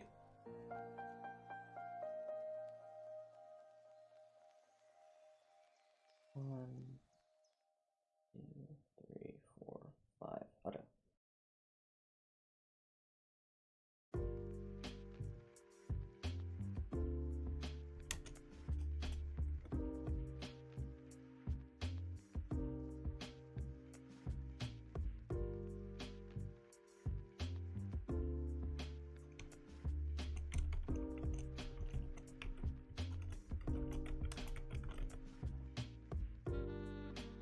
All right, chat. I think this will be a good spot to take our second break. So don't worry, guys. I will be right back.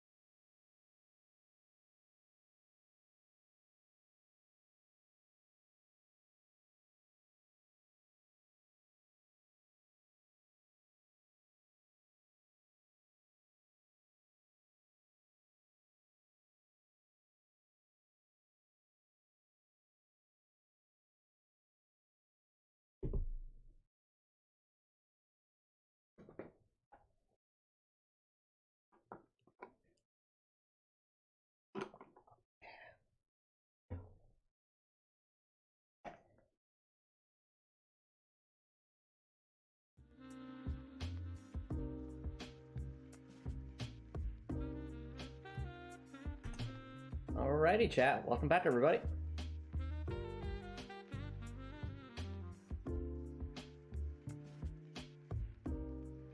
$41, $75, $817.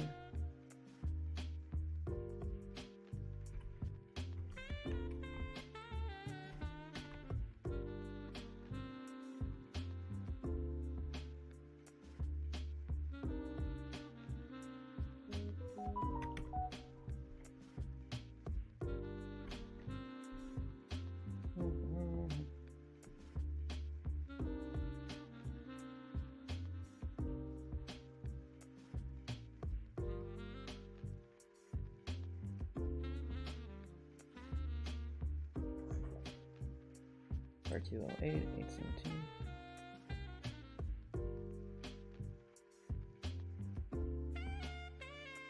$721.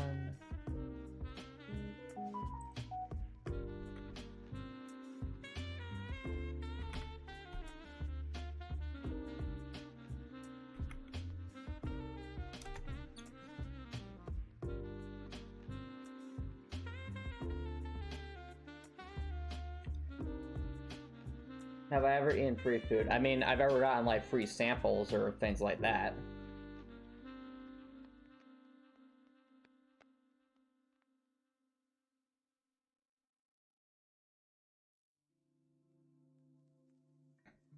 $175.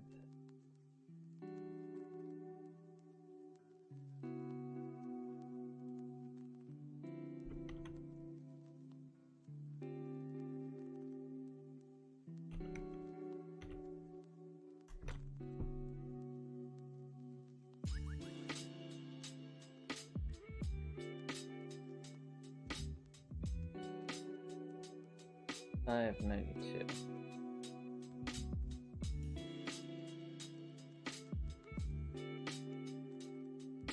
Let's go with $590. All right.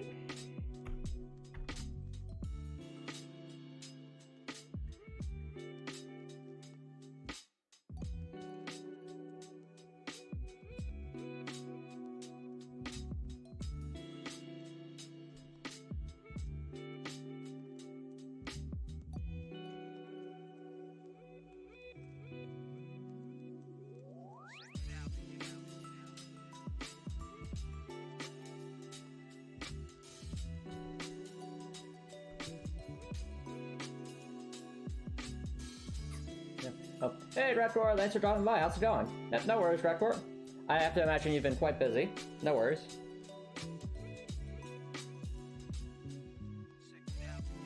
No worries, hey, Raptor.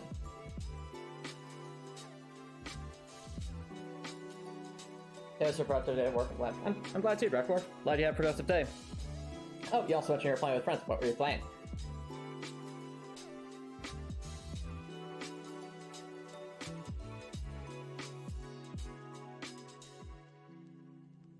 Oh, cool, Cobra Nicholson. You're playing some Deep Rock Galactica. Nice. I've heard that can be a very fun game to play with other people.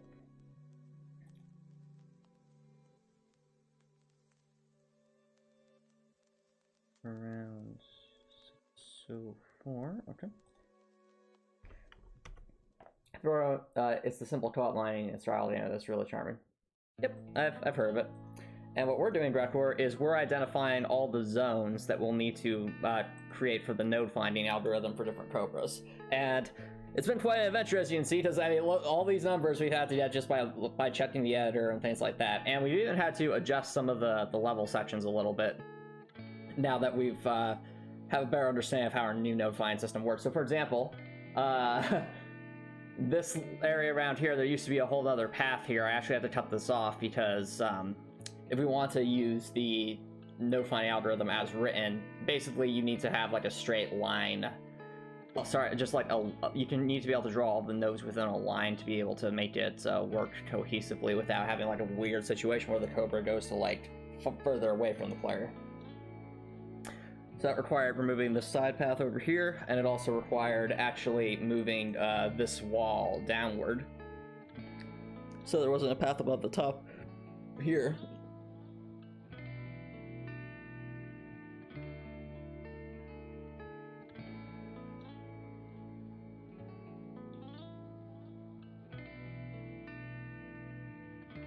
And yeah.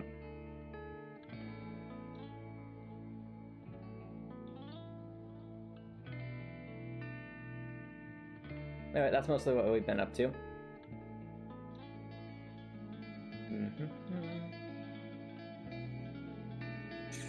I also just realized I need to actually expand that just a little bit, so...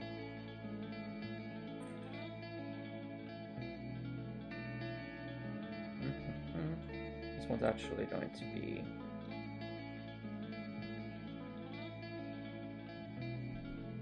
the right side, the left side's going to need to be a bit different. 127th to 4 will be around here. The other side will be 39, 62, 931.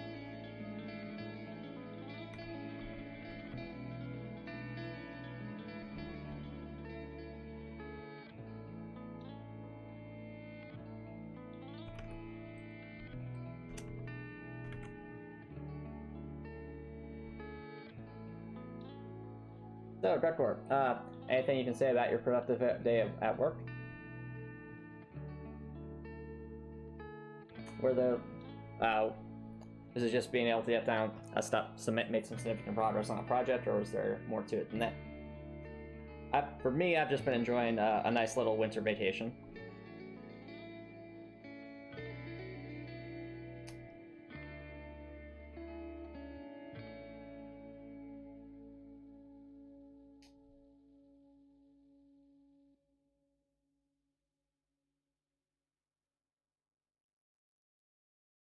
Basically, you were assigned a problem to solve, and you solved it almost immediately. That's awesome. I'm glad. Yeah, not all problems are like that, but when a problem comes up that is able to be solved efficiently, that's always satisfying.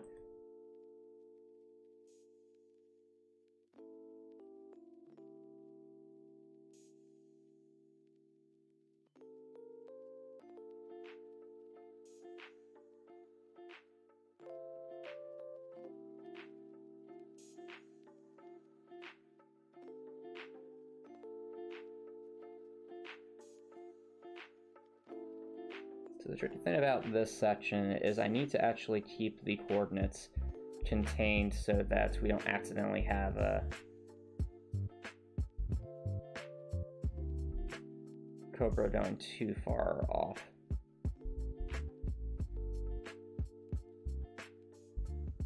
$38.11, $780.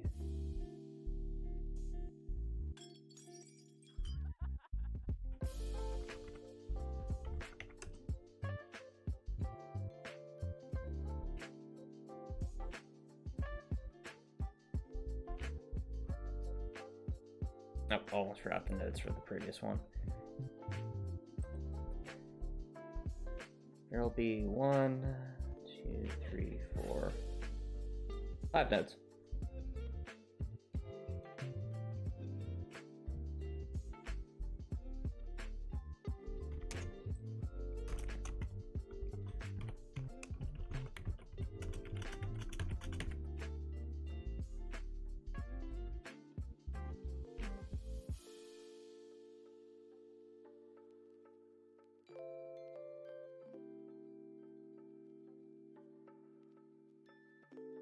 No, I have not, and that doesn't particularly interest me, Topper Nicholson.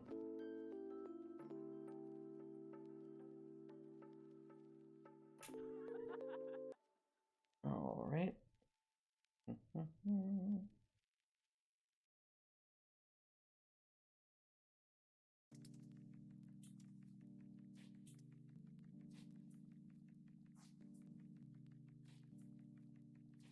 $40, $78, $720.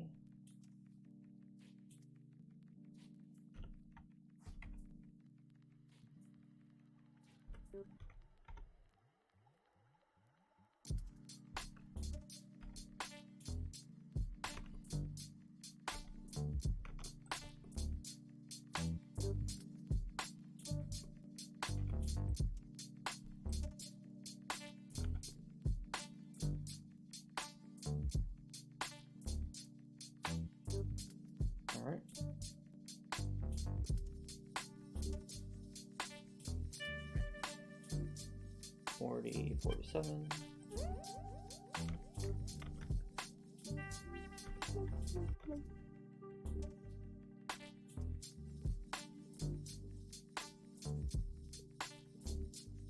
Eight, 16,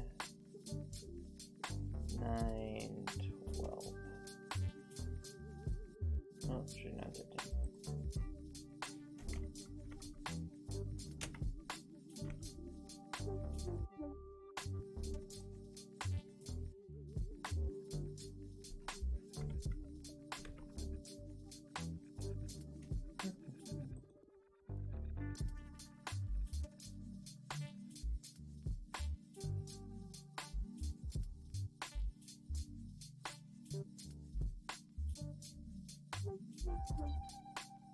Fair enough, Dr. Nicholson.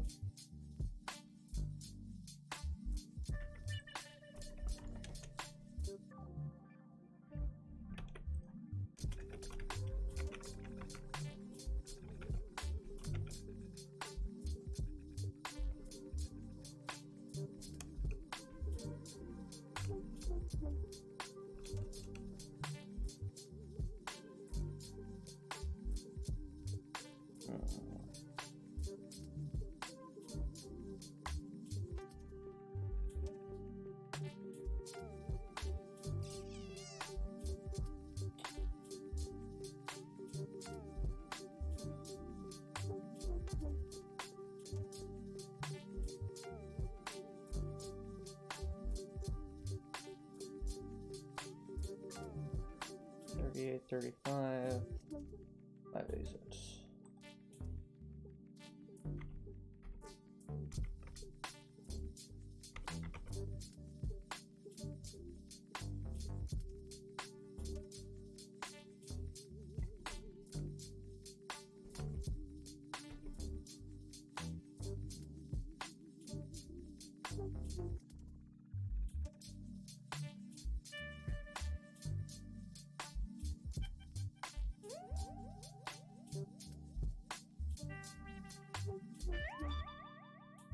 $37, $48, $37, $71.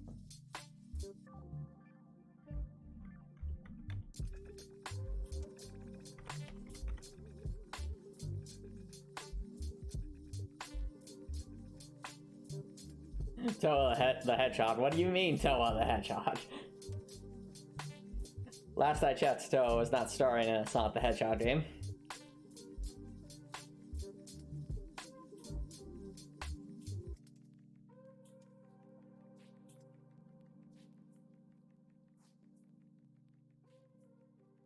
Research 83. Actually, 36, 84. 2, 37. What's this?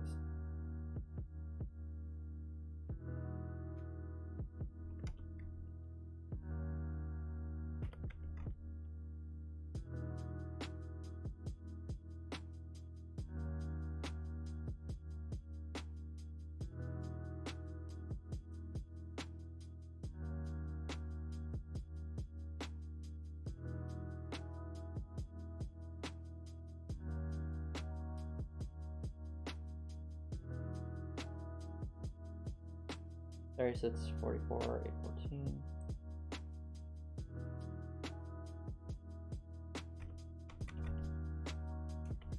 $814. Cobra Nicholson, I think you're describing Milliam, not Toa. Like, Milliam would totally star in a Sonic the Hedgehog game. She'd go super fast, she would destroy many things, and she'd have a lot of energy.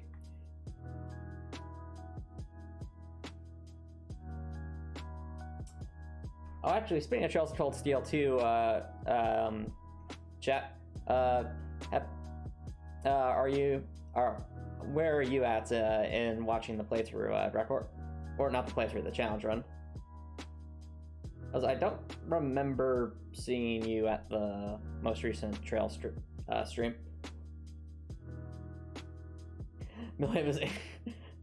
Milliam would be Sonic and Amy Rose at the same time. Yes, she's super fast, but she also likes to smash any objects in her way. with her bait hammer. Yeah. All right. No worries, Raptor. No worries. All you need to know is you haven't launched the YouTube VODs yet. I mean, to be fair, it doesn't go up until on YouTube until tomorrow. But all you need to know is we went through all the rest of the shrines, wrapped up the main side quests, and now we're like just before the main story progresses. So I don't know what happens with the main story progressing at this point, but I'm just saying we're at that point. So for that's Tuesday's stream, we'll basically be diving right into whatever the next bit of the story is. I mean, we've gotten in a lot of the students back on the Courageous, and we've defeated lots of bosses. You know, making all sorts of good progress. It really feels like whatever's going to be like the finale of Act 2, I feel like we're probably approaching that. So fingers crossed that we'll be retaking Thor's Academy, but who knows?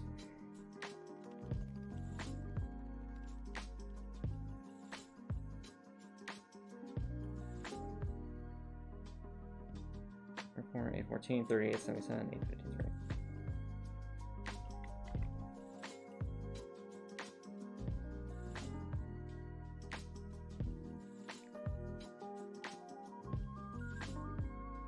Yep.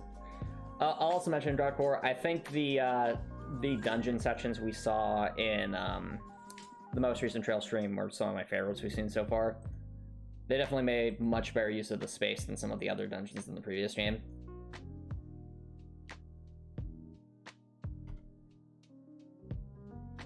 One, two, three, 4, 5, 6. Okay, 6 nodes.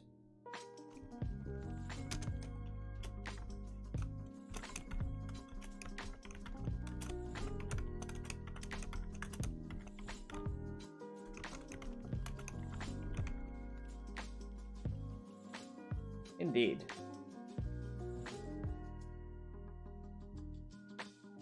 And there were also the funny puns from the different trial chests. I think the funniest one was the millium meter. There was literally a pun where where there was a unit of measurement based off of millium. I found it like to be the funniest thing. Like, what is a millium meter? Can it even be quantified? Who knows?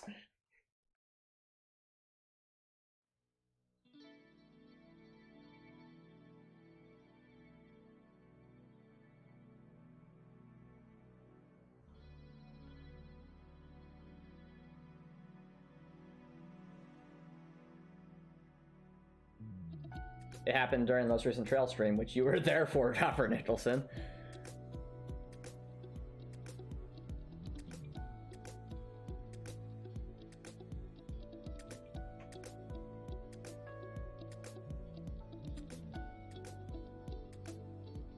Oh, also, that sounds pretty good.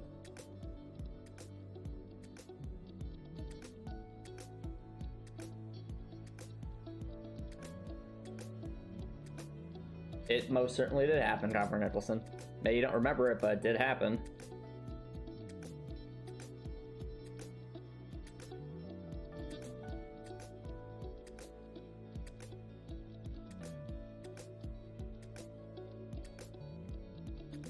Okay, 38, 56, 834.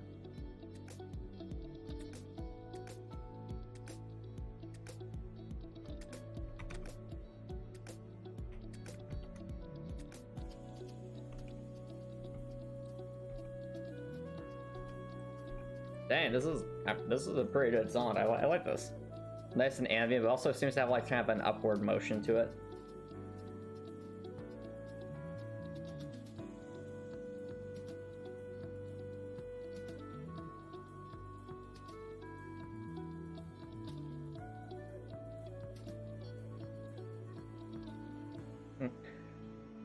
What about Lohengrin Castle, Copper Nicholson?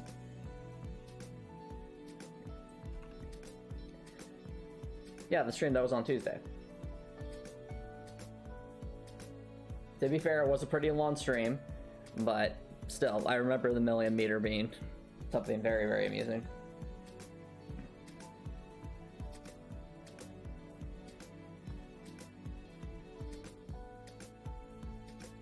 Okay, 3793, 3729.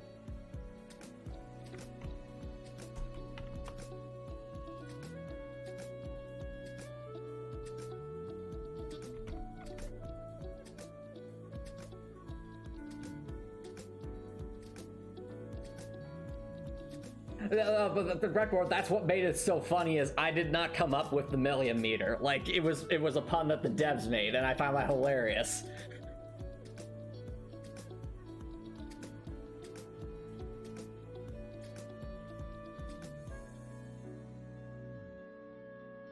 There you said 64.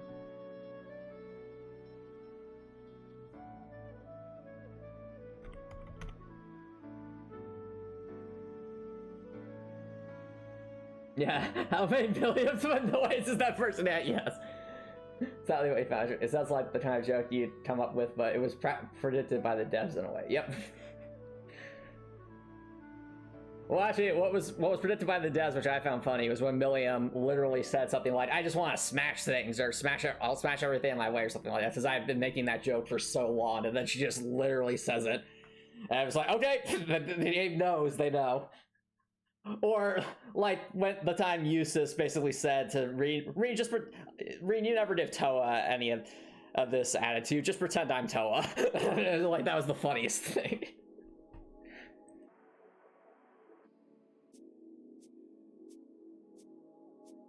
And I believe, Rekor, you actually clipped that one, which was very, very funny. 801 and 639.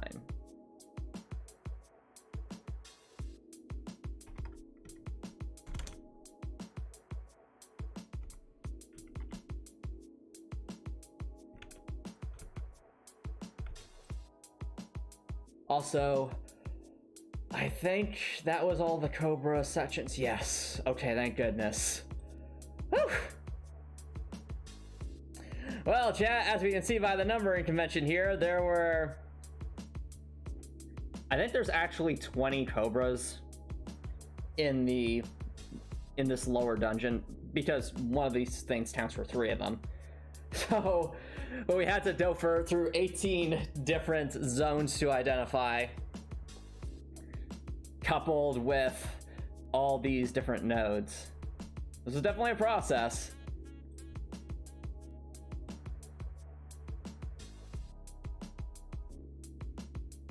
But at least we have this information. This will be incredibly valuable for us doing our programming stuff. Have I seen Sonic Prime? I have not, actually. Is it good, Cobra, Olsen?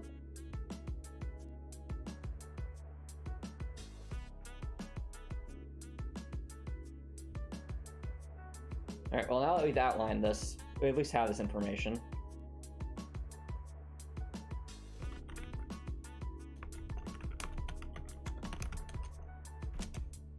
That means the next,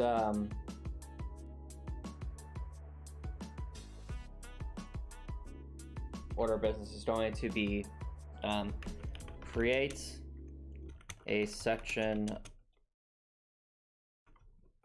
create a group of events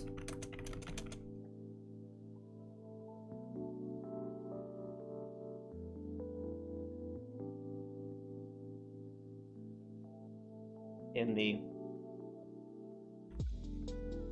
Cobra pathfinding section that details specific nodes and Z and says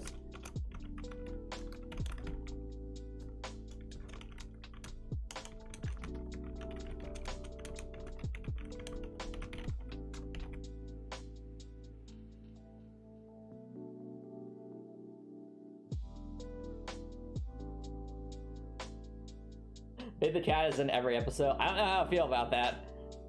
Just Bid the Cat's just a meme.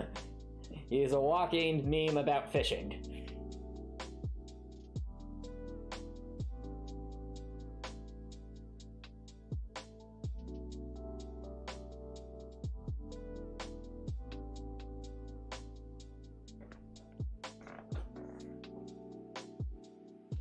Oh, speaking of Sonic, though, yep. I've heard that Sonic Frontiers was actually really, really good.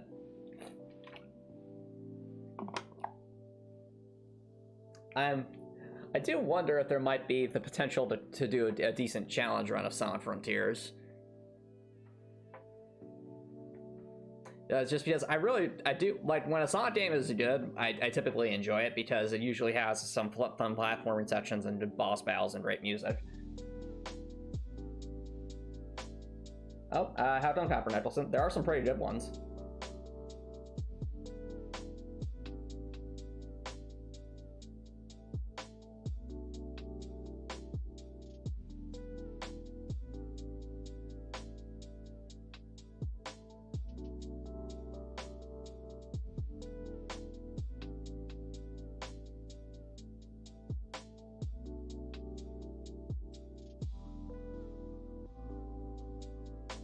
Well, because Copper Nicholson, I've already played Sonic Adventures, or 1 and 2, so but Sonic Frontiers would be a new experience for me.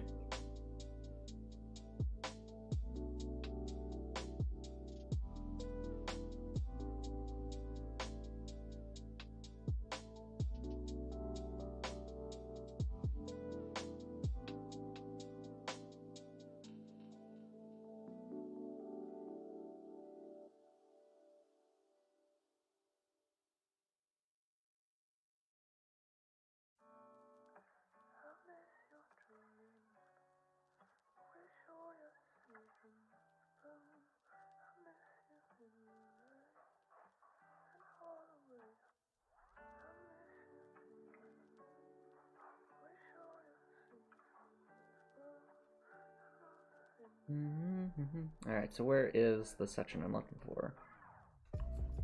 It's a bit further up.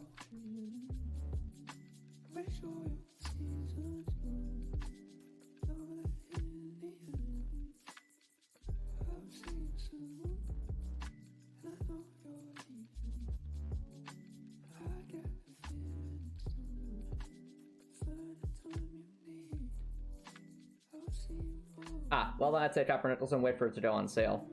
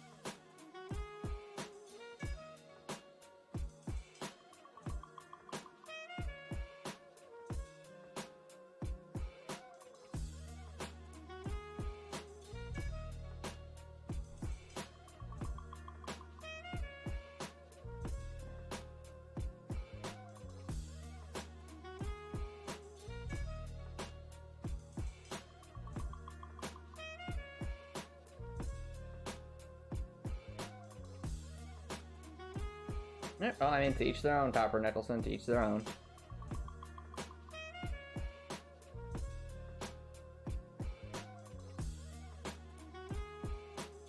Alright, I think this is where we have to place all of our different, and so this is the template code.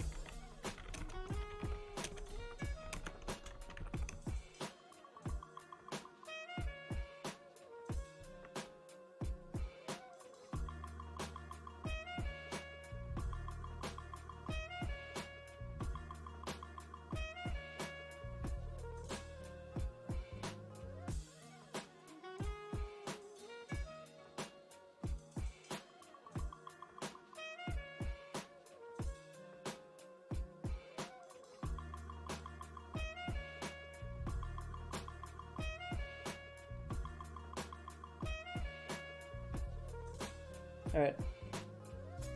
No, record, I didn't ask you anything. We'll call this group of events.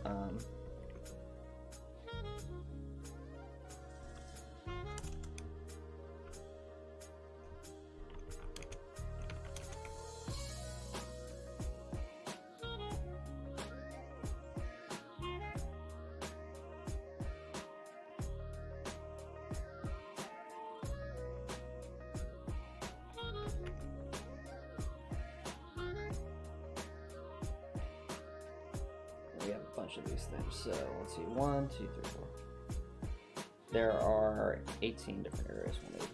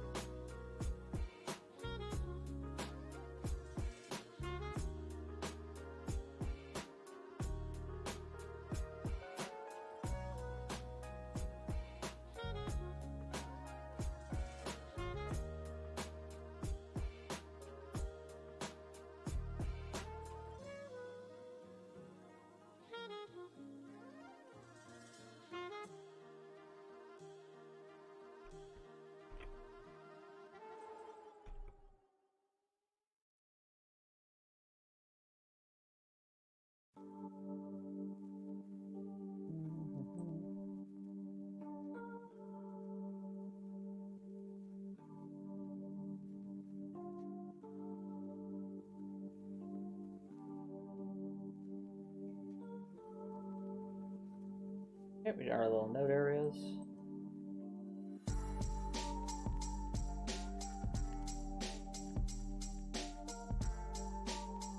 Oh, her Sims kids didn't like the decoration she put up. Yeah, the Sims can be very, very, very picky about things.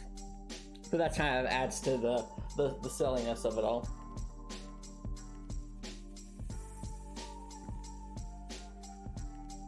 All right.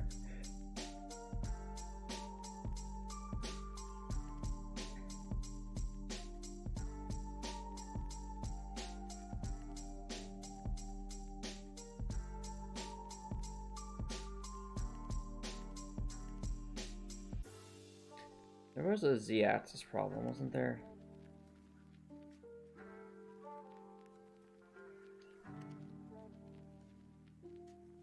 Oh, right, and that's because of location.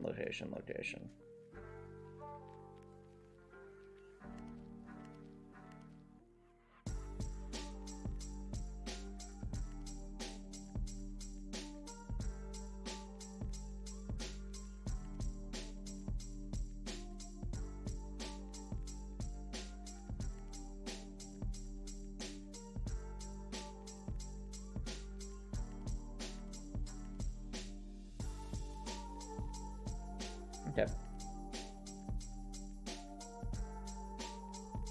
Let's give it a go.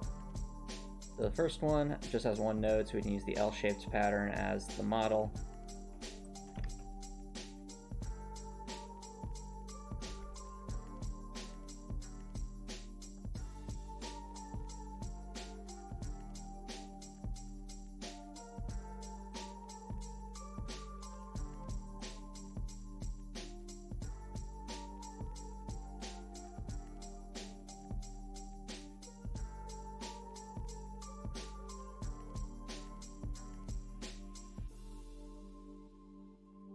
Make this a little bit easier on myself. I'm trying to open it like this so I can actually see what I'm working on.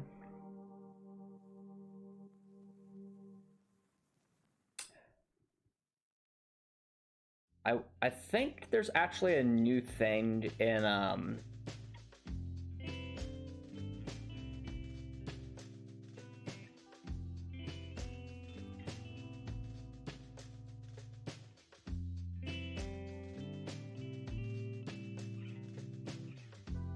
like, I really think there was something about comparing like a specific location between 2 points with the newest update.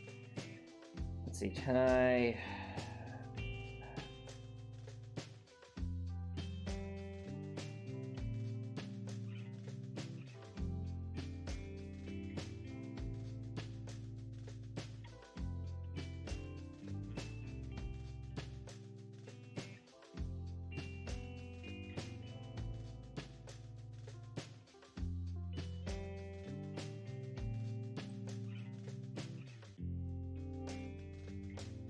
No, never mind. I know it's there, but it's for different kinds of calculations, I think.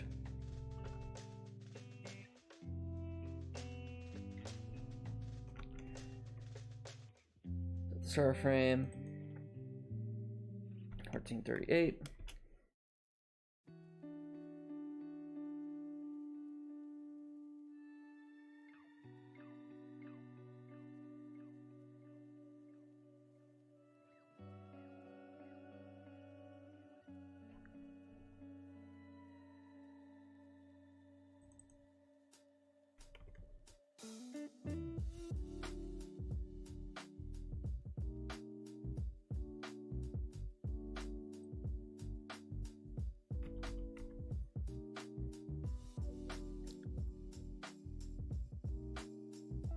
Mm-hmm. 1769, 1778.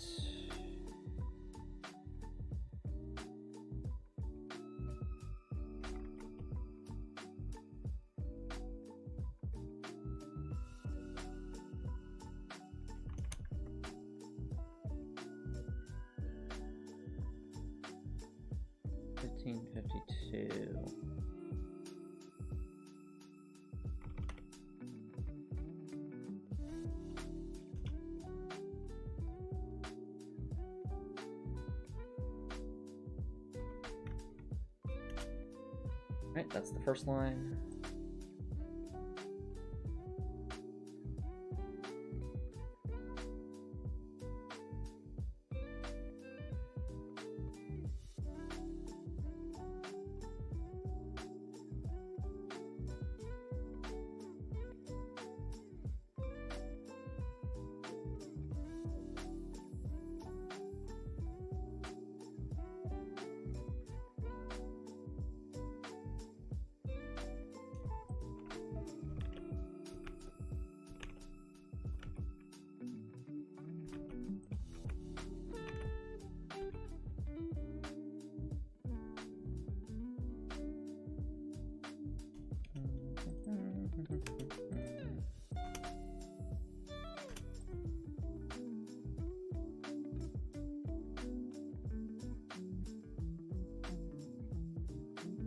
I think you're referring to a bunch of different names of Star Trek Deep Space Nine episodes there, Copper Nicholson.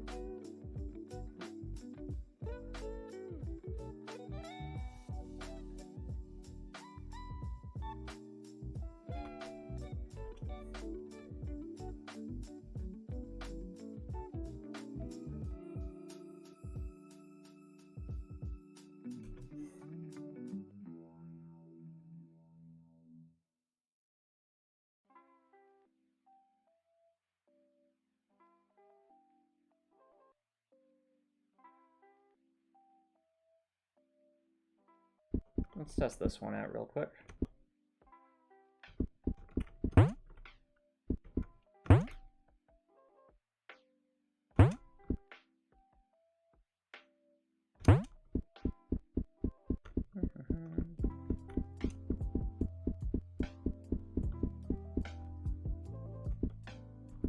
So this one's way over there on the left.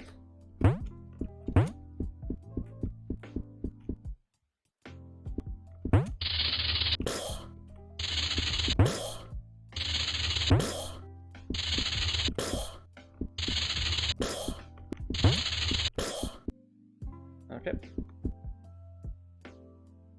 We're trying to test that Cobra right there. So...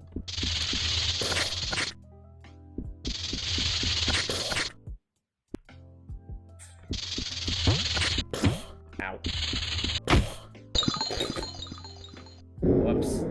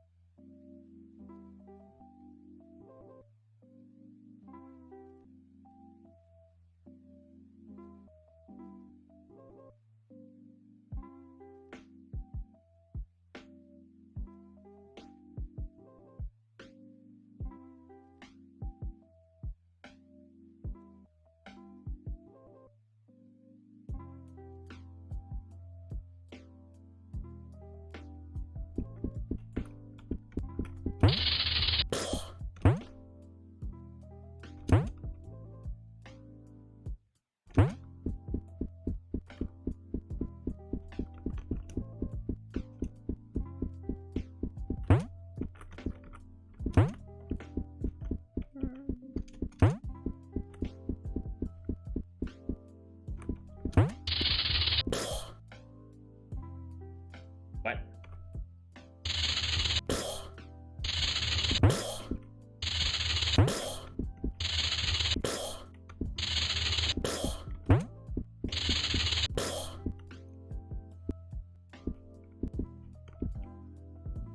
Yeah, I was confused there too, like, Cabrattle, what are you doing?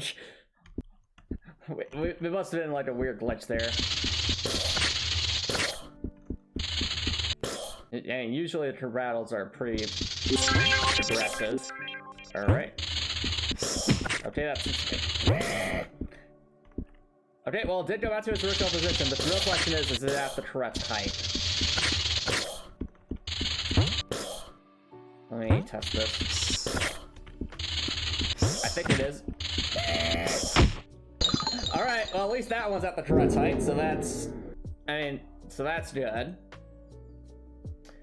I mean, to be fair, Raptor, situations like that happen in Souls games as well, where you have like a weird situation where the enemy isn't reacting, even though you feel like they should, but those seem to be pretty rare instances.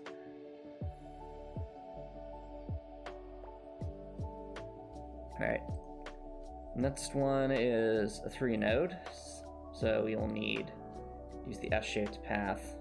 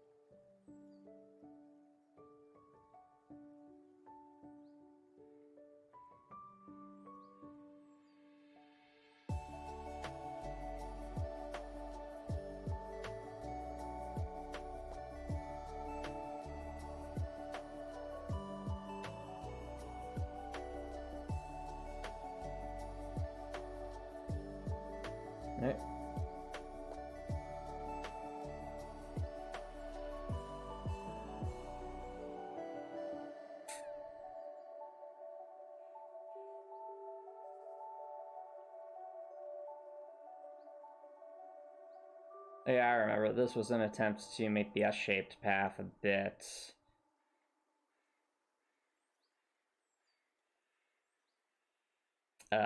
cleaner.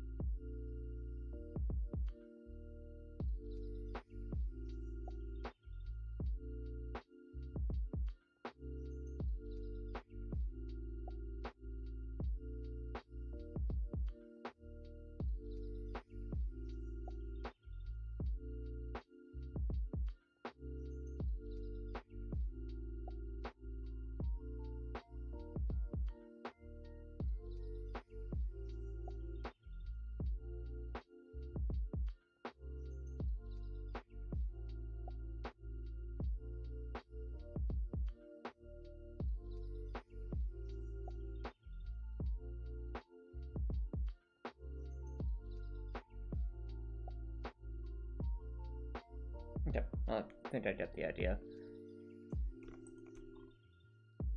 So first we define the XY coordinates of the node. Then we extrapolate that.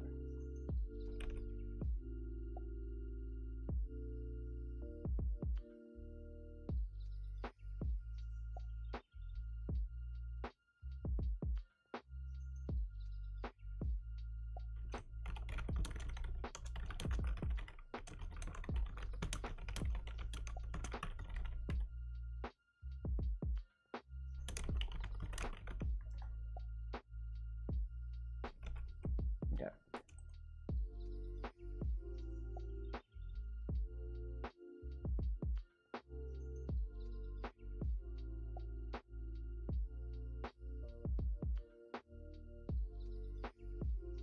So first,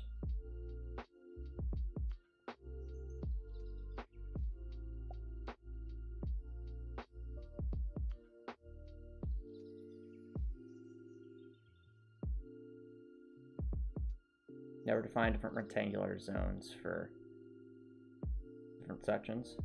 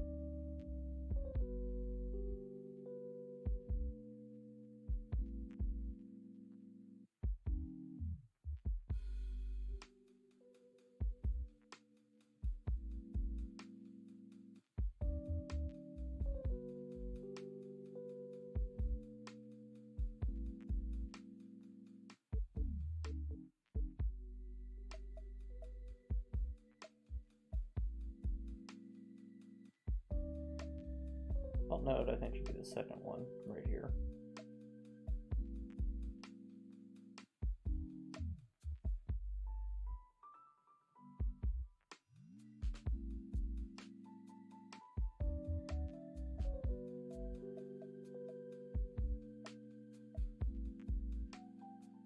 Or it could be the node down here. Third node. Yeah.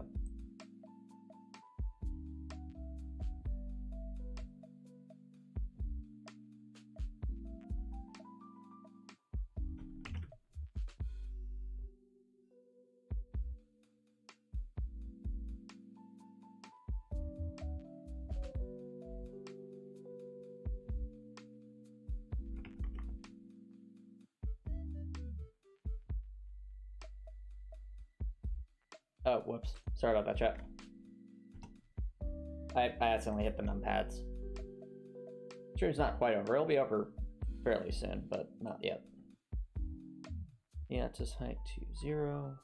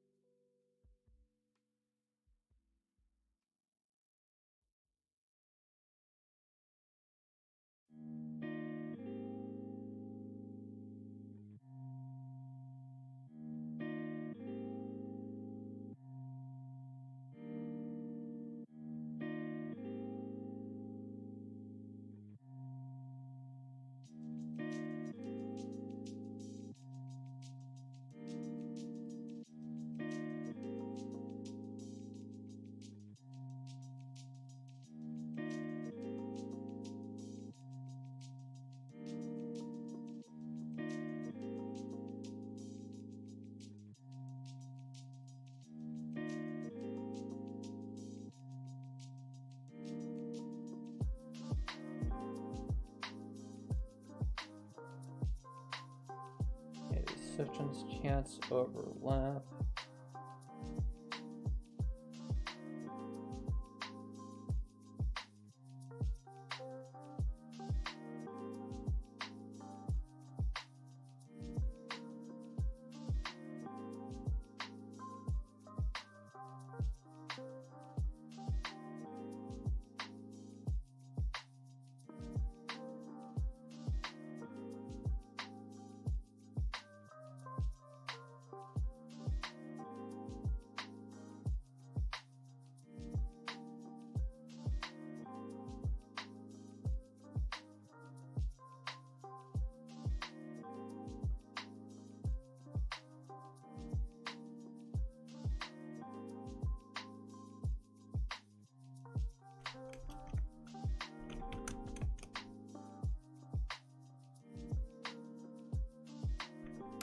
I just realized anytime there's a multi-pathfind such, I need to define rectangular zones.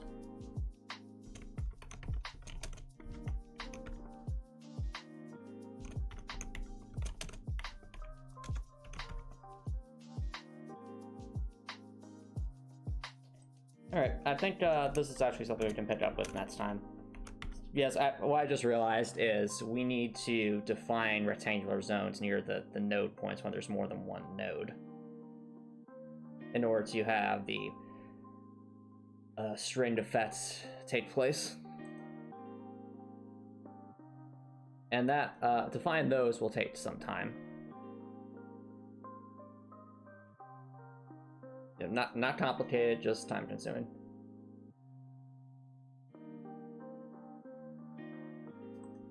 So I'll add this in our to-do list.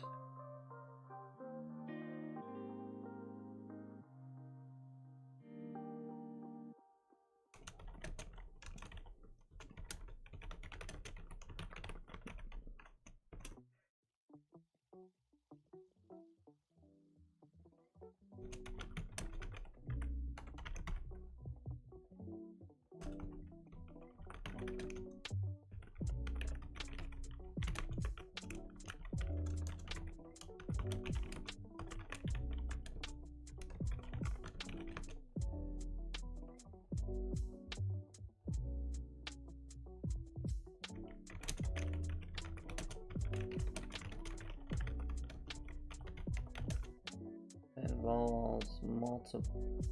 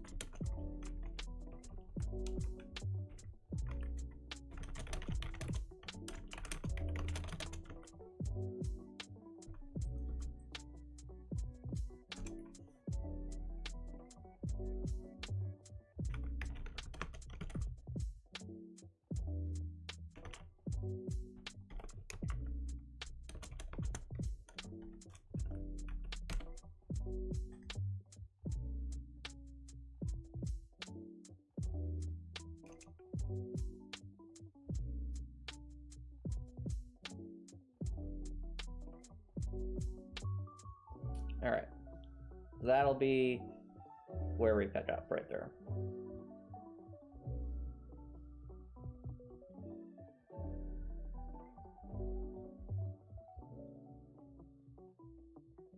All right, chat. I know this is a bit more of a technical stream since we were just defining a bunch of coordinates and such, but we still made progress. We've got a lot of these important coordinate information defined, and we also then made a couple of level edits to better accommodate the way this node finding system works.